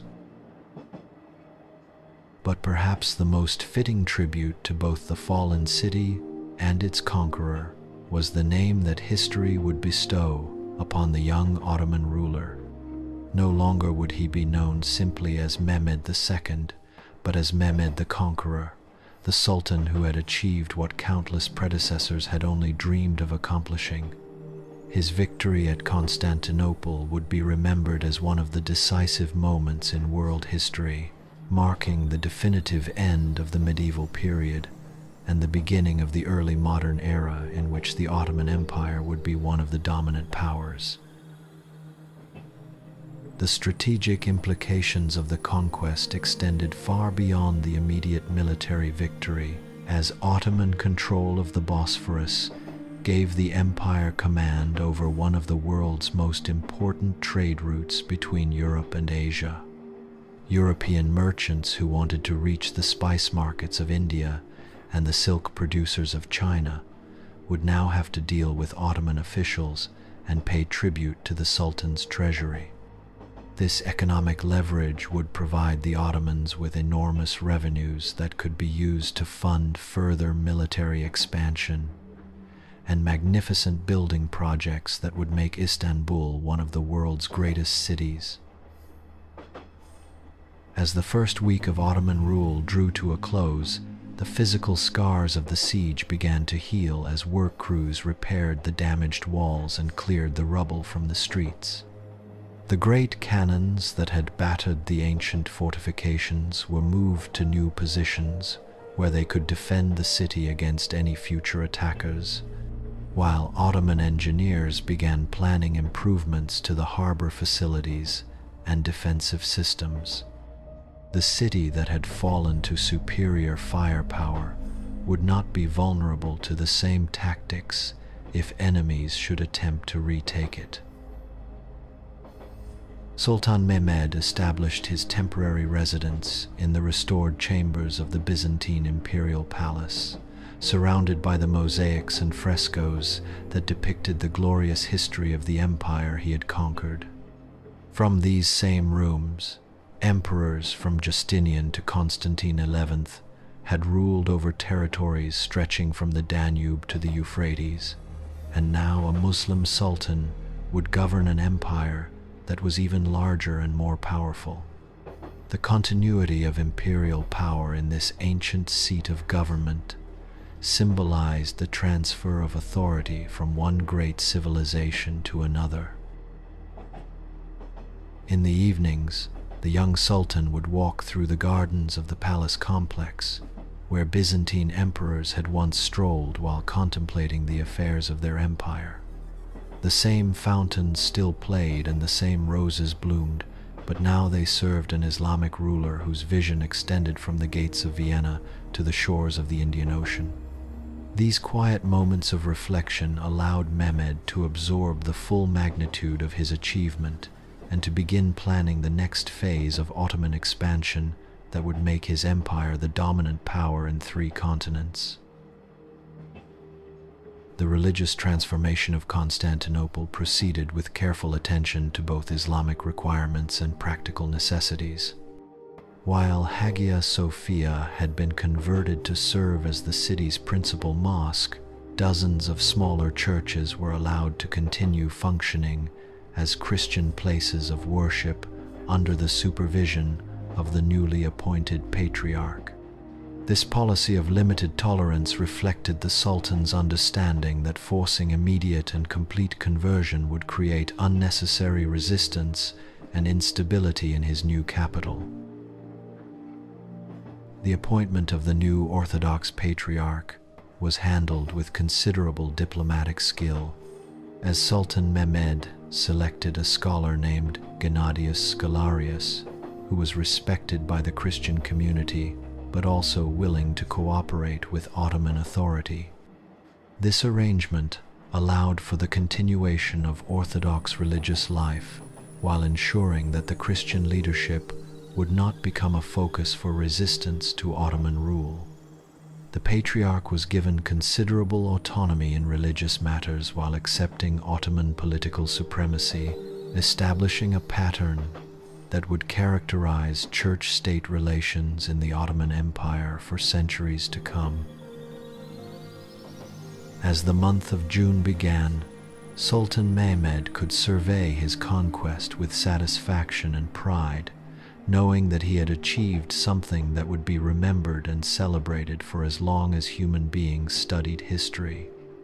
The city that had been known as the Queen of Cities and the New Rome was now the beating heart of the Ottoman Empire, pumping life and energy throughout the Sultan's vast domains. Constantinople had not merely changed rulers, it had been reborn as something greater than it had been before, destined to serve as the capital of one of history's most successful and long-lasting empires. In the months following the conquest of Constantinople, Sultan Mehmed the Conqueror faced the monumental task of transforming his hard-won prize from a war-torn city into the magnificent capital of a growing empire. The young ruler, now 21 years old and master of one of the world's greatest urban centers, moved through the ancient streets with the wisdom and vision of a leader far beyond his years. Everywhere he looked, he saw both the magnificent achievements of the Byzantine past and the unlimited possibilities of an Ottoman future that would unite East and West under the banner of Islam. The Sultan's first and most pressing concern was for the welfare of the people who had survived the siege and now found themselves subjects of a new empire with different customs, laws, and religious practices. Many Christians had fled the city during the final battle, or in the chaotic days that followed, but thousands remained, hiding in their homes and churches while uncertain about their fate under Muslim rule. Rather than pursuing a policy of forced conversion or persecution, Mehmed chose to demonstrate the tolerance and justice that Islamic tradition prescribed for the people of the Book who shared the Abrahamic heritage.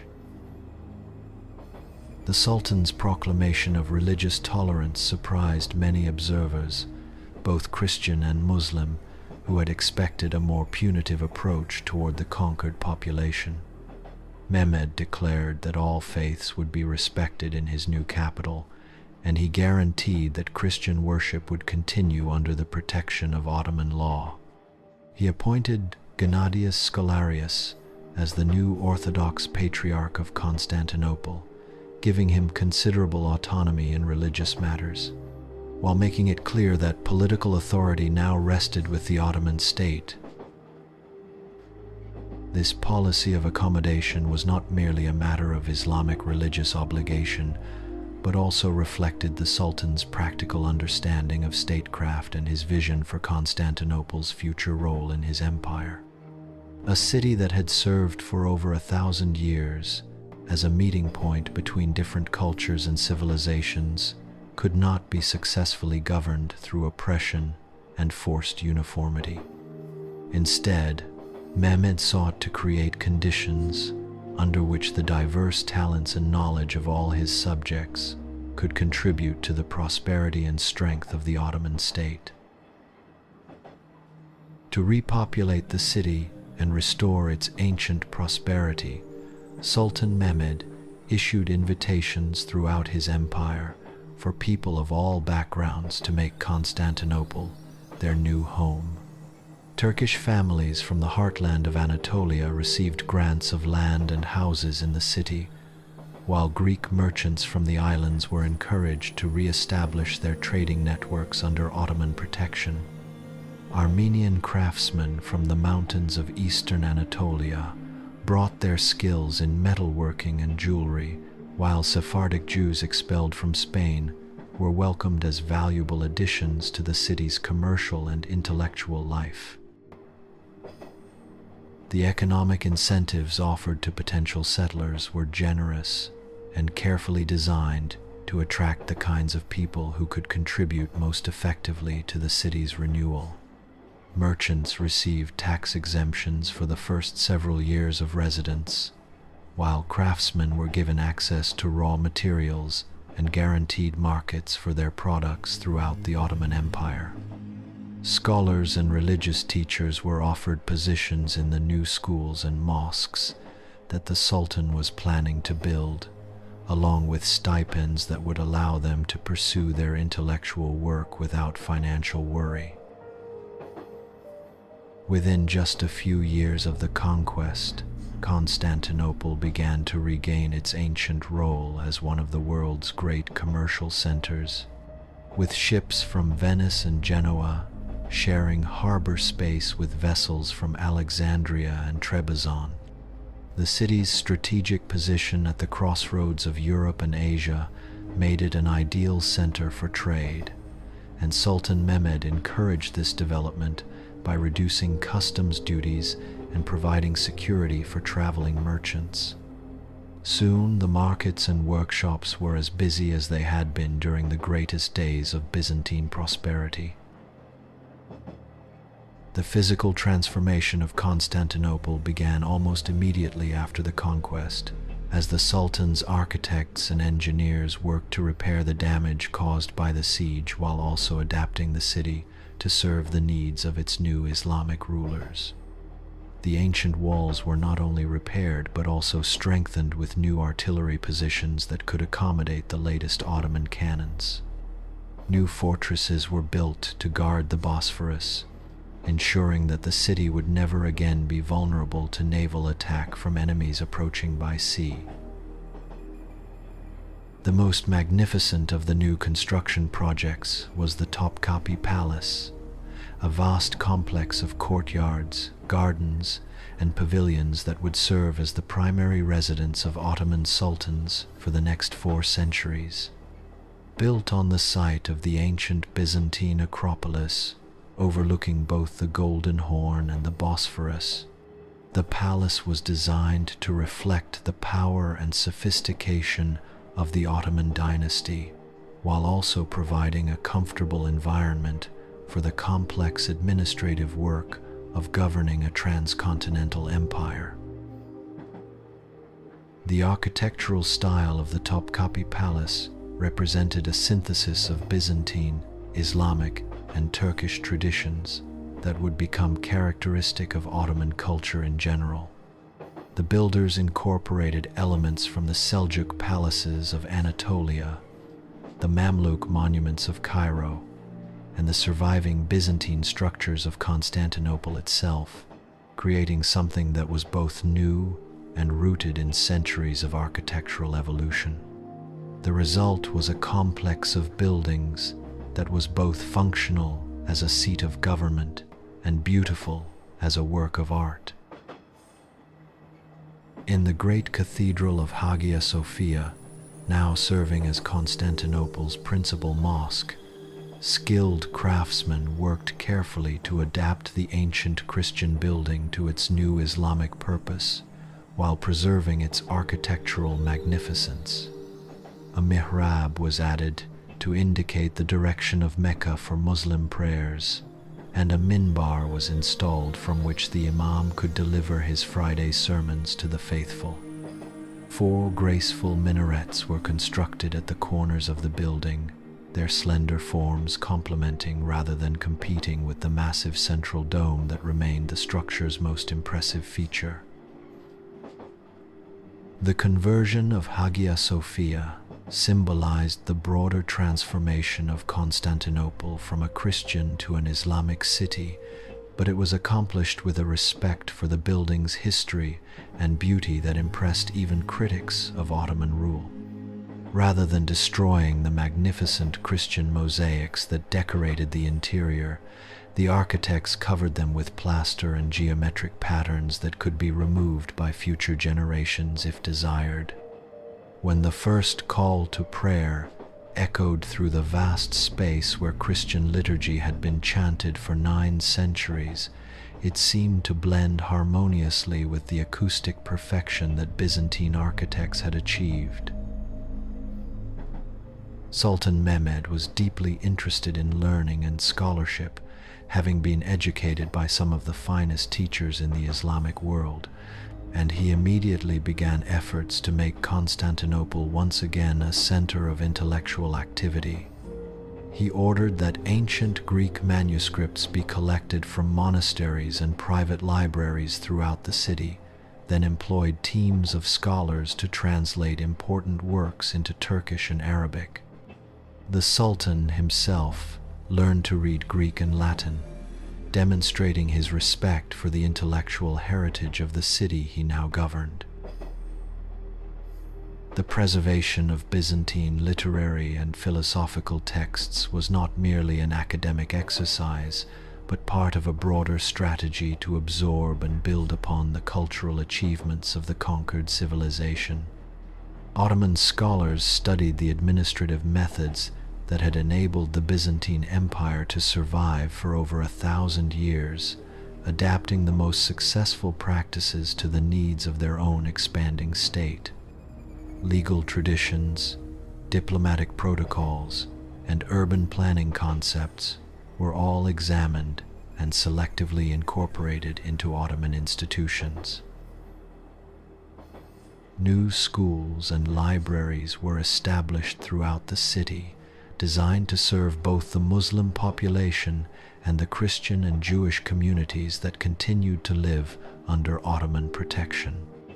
The San is Semen, a complex of 8 madrasas built near what would later become the Sultan Mehmed Mosque, represented the most ambitious educational project of its time, offering instruction in Islamic theology, law, mathematics, astronomy, and medicine to students from across the empire. These institutions would train the scholars, judges, and administrators who would govern Ottoman territories from Hungary to Yemen. The economic revival of Constantinople under Ottoman rule was remarkable, both for its speed and for the way it integrated the city into broader networks of trade and production that spanned 3 continents. Within months of the conquest, merchant ships were once again sailing regularly between Constantinople and ports throughout the Mediterranean, Black Sea, and Indian Ocean. The city's workshops began producing goods that combined traditional Byzantine techniques with Islamic decorative motifs, creating products that were in demand from Vienna to Baghdad. Ottoman control of Constantinople gave the empire command over one of the world's most important strategic waterways, and Sultan Mehmed was quick to exploit this advantage for both military and economic purposes. European merchants who wanted to reach the spice markets of Asia now had to pay tribute to the Ottoman treasury, providing the Sultan with enormous revenues that could be used to fund further conquests and magnificent building projects. This income stream would help finance the expansion of Ottoman power deep into Europe and the Middle East. The cultural transformation of Constantinople was perhaps the most fascinating aspect of its rebirth under Ottoman rule, as the city became a laboratory for the synthesis of different artistic and intellectual traditions. Rather than simply imposing Islamic culture upon a conquered Christian population, the Ottomans encouraged the development of new forms that combined elements from both civilizations. Artists who had once created religious mosaics for Byzantine churches now applied their skills to decorating Islamic monuments, while calligraphers developed scripts that could beautifully render Turkish, Arabic, Persian, and Greek texts. In the imperial workshops established within the Topkapi Palace complex, artisans began creating carpets, ceramics, and metalwork that would become famous throughout the world for their beauty and technical excellence. The famous Iznik tiles, with their brilliant blues, greens, and reds, began to decorate the walls of mosques and palaces throughout the Ottoman Empire, while Turkish carpets became prized possessions in the courts of European monarchs. These craftsmen drew inspiration from Persian miniatures, Arab geometric patterns, and the naturalistic traditions they found in surviving examples of Byzantine art. The development of Ottoman Turkish as a sophisticated literary language was greatly accelerated by the conquest of Constantinople. As scholars and poets gained access to the rich vocabulary and complex grammatical structures of Greek and Persian literature preserved in the city's libraries. Sultan Mehmed himself was an accomplished poet who wrote verses in both Turkish and Persian, and his court became a gathering place for literary figures from across the Islamic world. This flowering of Turkish literature would reach its peak in the following century, with poets like Fuzuli and Baki. The architectural legacy of Ottoman Constantinople began to take shape during these early years of Muslim rule, as the Sultan's architects developed the distinctive style that would characterize Islamic buildings in the city for centuries to come. The Fatih Mosque complex, built on the site of the former Church of the Holy Apostles, demonstrated how Ottoman architects could create buildings that were unmistakably Islamic, while still harmonizing with the urban landscape inherited from Byzantium. The mosque's dome and minarets established proportions and relationships that would influence Ottoman architecture throughout the empire. News of Constantinople's remarkable transformation under Ottoman rule spread throughout Europe and challenged many assumptions about Islamic civilization and Turkish capabilities. European travelers who visited the city, expecting to find a place of oppression and cultural destruction, instead discovered a thriving metropolis where different religious and ethnic communities coexisted in relative harmony. Their letters and reports began to change European attitudes toward the Ottoman Empire, revealing it to be a sophisticated state rather than merely a military threat to Christendom. Diplomatic relations between the Ottoman Empire and European powers became more complex and nuanced as the strategic importance of Constantinople became apparent to all parties. Venice and Genoa, despite their grief over the fall of the last Byzantine stronghold, recognized that their commercial interests required accommodation with the new masters of the Bosphorus. France, locked in conflict with the Habsburg dynasty, began to see the Ottoman Empire as a potential ally that could threaten Habsburg territories from the east. The transformation of Constantinople's population was gradual but steady, as the policies designed to encourage immigration and economic development began to attract settlers from throughout the Ottoman domains and beyond. Turkish families from Anatolia mixed with Greek families who had remained in the city, while Armenian merchants established connections with Italian trading houses that had been dealing with Constantinople for centuries. Jewish refugees from Spain brought new commercial techniques and international connections that enhanced the city's role as a center of finance and trade. The legal system that emerged in Ottoman Constantinople reflected the same spirit of accommodation and synthesis that characterized other aspects of the city's governance. While Islamic law governed Muslims and matters of public policy, Christian and Jewish communities were allowed to maintain their own courts for issues of personal status, marriage, inheritance, and religious practice. This system of autonomous communities, known as the millet system, would become one of the distinctive features of Ottoman administration and would help explain the empire's remarkable ability to govern diverse populations. Sultan Mehmed's personal involvement in the details of his capital's reconstruction demonstrated his understanding that successful conquest required not just military victory, but also the patient work of building effective and just institutions.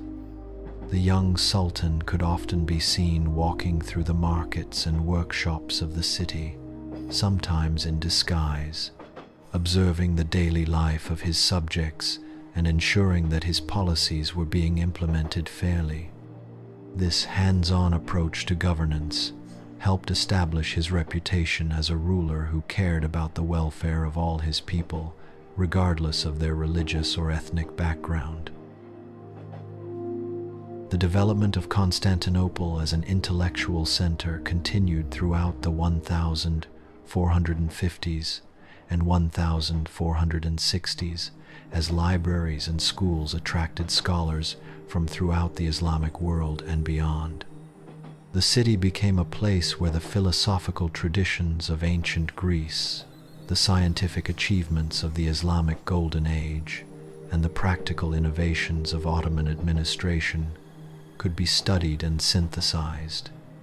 This intellectual ferment would contribute to advances in fields ranging from medicine and astronomy to military engineering and cartography.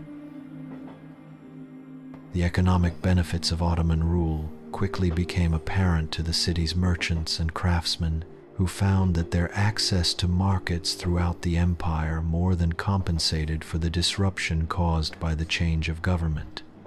Constantinople's workshops began producing goods specifically designed for export to different parts of the Ottoman domains, from silk textiles for the court in Bursa to metalwork for the frontier fortresses of Hungary and Anatolia.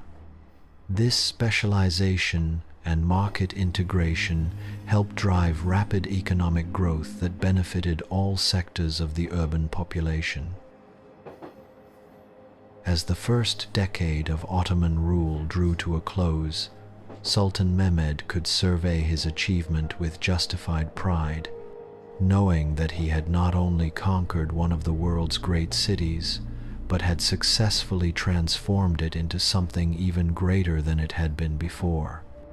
Constantinople had become the beating heart of an empire that stretched from the Danube to the Euphrates, from the Caucasus Mountains to the shores of North Africa. The city that had once been the last remnant of the Roman Empire was now the capital of a new imperial system that would dominate Eastern Europe and the Middle East for centuries to come. The young sultan often stood at the windows of his palace in the early morning hours, watching the sun rise over the Bosphorus while listening to the call to prayer echo from minarets across the 7 hills of his capital city. In those quiet moments of reflection, Mehmed could feel the weight of history and the promise of the future pressing upon his shoulders with equal force. He had achieved what his father and grandfather had only dreamed of accomplishing, but he understood that conquest was only the beginning of the long work of building a just and lasting civilization. The children who grew up in Constantinople during these years of transformation, both those who had been born under Byzantine rule and those who arrived with Ottoman families, represented the future that Sultan Mehmed was trying to create. These young people played together in streets that had witnessed the rise and fall of empires, learning to speak Turkish and Greek with equal fluency while absorbing the cultural traditions of both civilizations. Their games incorporated elements from Christian and Islamic festivals, and their songs blended Byzantine melodies with Turkish rhythms. In their laughter and friendship, the ancient wounds of conquest began to heal, replaced by the bonds of shared citizenship and common humanity that would characterize Ottoman Constantinople at its best. These children would grow up to become the merchants, scholars, artists, and administrators who would carry forward the cosmopolitan vision that had made their city one of the great centers of world civilization. Through them, the legacy of both Byzantium and the early Ottoman Empire would be preserved and transmitted to future generations. The markets of Constantinople during this period were a microcosm of the broader transformation taking place throughout the city, as merchants from dozens of different backgrounds learned to work together in pursuit of common commercial goals. Venetian traders who had once dealt exclusively with Byzantine officials now established partnerships with Turkish importers, while Armenian jewelers collaborated with Greek goldsmiths to create pieces that combined the best techniques of both traditions. These business relationships often developed into personal friendships that crossed religious and ethnic boundaries. As the 1460s progressed, Constantinople's role as a diplomatic center became increasingly important as ambassadors from throughout Europe and Asia came to Sultan Mehmed's court to negotiate treaties, arrange marriages, and seek commercial privileges. The Sultan took great pleasure in receiving these distinguished visitors, often conducting negotiations in the restored halls of the Byzantine imperial palace, where emperors had once received their own diplomatic guests. These encounters helped establish the Ottoman Empire as a major player in the complex web of international relations that characterized the early modern period. The religious life of Ottoman Constantinople proved to be more vibrant and diverse than anyone had predicted, as the Sultan's policies of tolerance allowed different faith communities to develop their own institutions while contributing to the overall prosperity of the city. New mosques were built in the Turkish architectural style, while ancient churches continued to serve Christian congregations under the protection of Ottoman law. Jewish synagogues were established by refugees from Spain, adding another dimension to the city's religious landscape. The evening hours in Constantinople became particularly magical during this period of renewal and growth, as the sounds and sights of different communities blended together in a symphony of urban life. The call to prayer from Islamic minarets harmonized with the bells of Christian churches, while the aromas of Turkish coffee mixed with the scents of Greek pastries and Armenian spices. Streets that had been battle zones during the siege were now filled with families taking evening walks and children playing games that their grandparents would never have imagined. Sultan Mehmed's vision for Constantinople extended far beyond his own lifetime, as evidenced by the endowments and charitable foundations he established to ensure the city's continued prosperity and cultural development.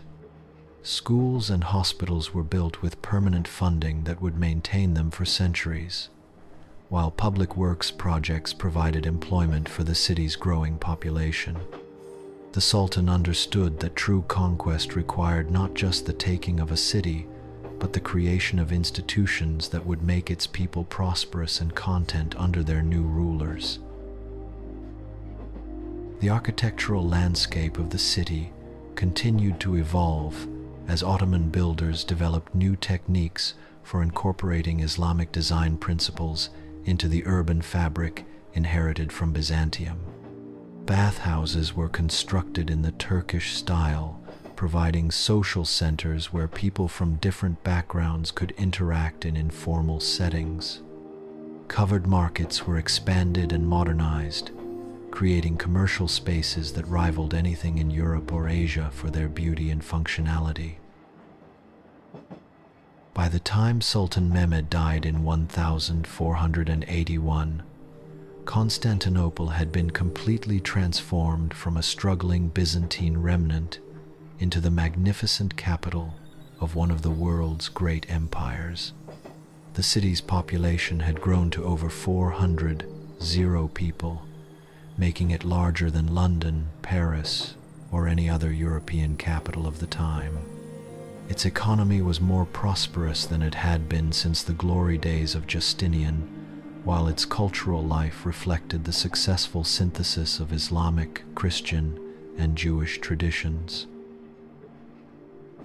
The legacy of Sultan Mehmed's conquest and transformation of Constantinople would endure for centuries, as the city continued to serve as the capital of the Ottoman Empire until the dynasty's final collapse after World War I.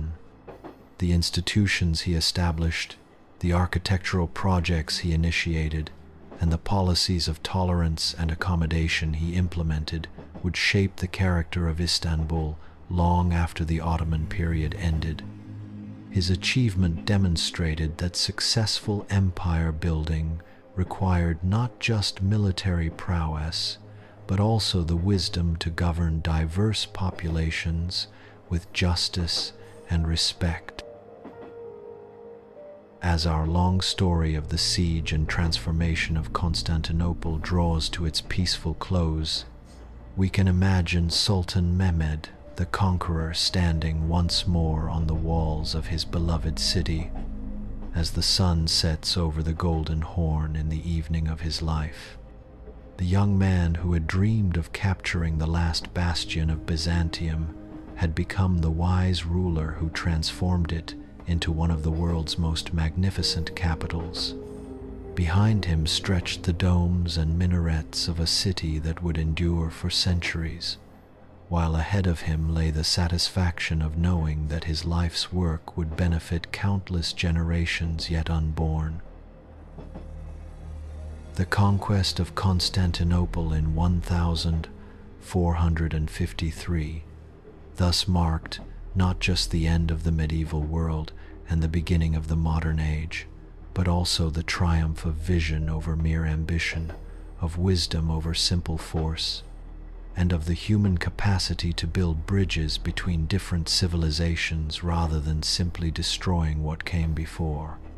It was a moment when East truly met West, when the ancient wisdom of Byzantium merged with the dynamic energy of the Ottoman Empire, and when a young sultan's dream became the foundation for centuries of cultural achievement and imperial glory.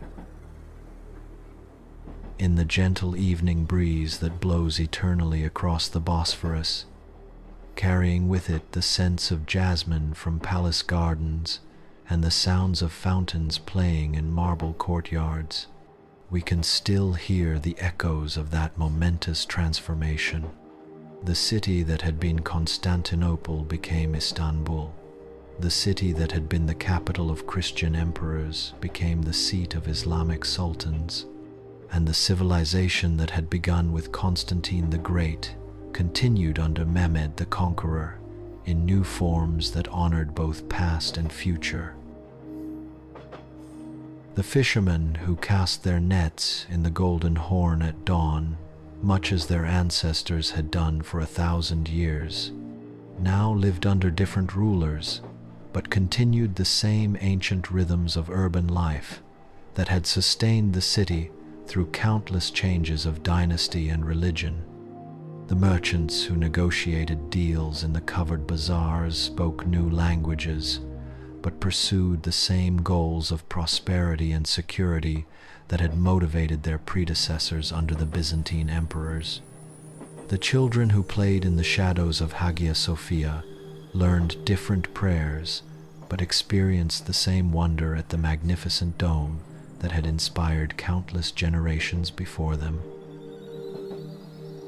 As the last stars begin to fade in the lightening sky above the 7 hills of Istanbul, as the first calls to prayer echo gently across the waters where Byzantine galleys once rode at anchor, as the eternal city prepares for another day in its long journey through history, we can close our eyes and drift peacefully into dreams filled with the timeless beauty of human achievement and the endless possibility of transformation and renewal.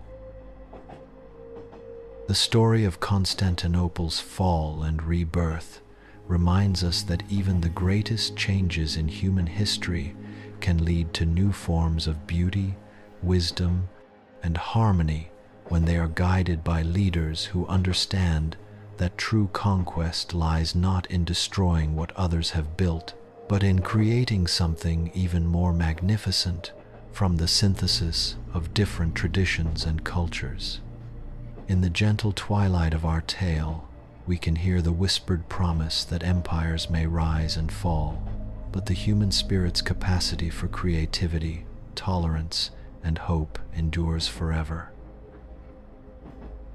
And so, as the moon rises over the Bosphorus and casts its silver light upon the waters that have reflected the dreams and aspirations of so many civilizations, as the nightingales begin their ancient songs in the gardens where sultans and emperors once walked in contemplation, as the eternal city settles into the peaceful rhythms of sleep that have comforted its inhabitants for more than 1,500 years, we too can find rest in the knowledge that beauty and wisdom survive all the changes of fortune, and that tomorrow's dawn will bring new possibilities for human achievement and understanding.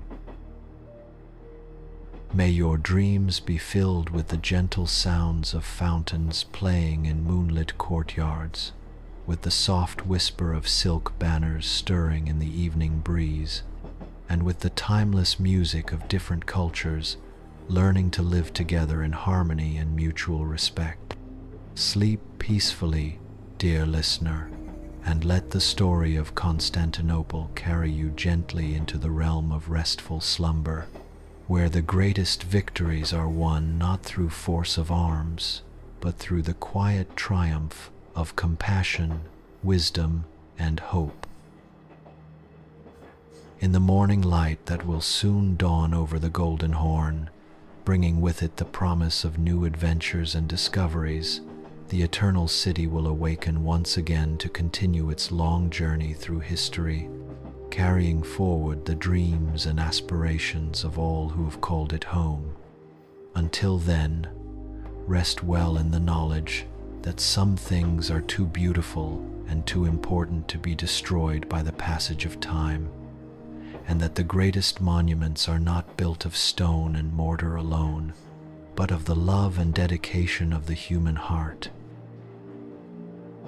Sweet dreams, and may the gentle spirit of Constantinople watch over your slumber until the morning sun rises once again over the Bosphorus, bringing with it all the possibilities of a new day in the eternal cycle of hope and renewal that has sustained human civilization through all the ages of the world.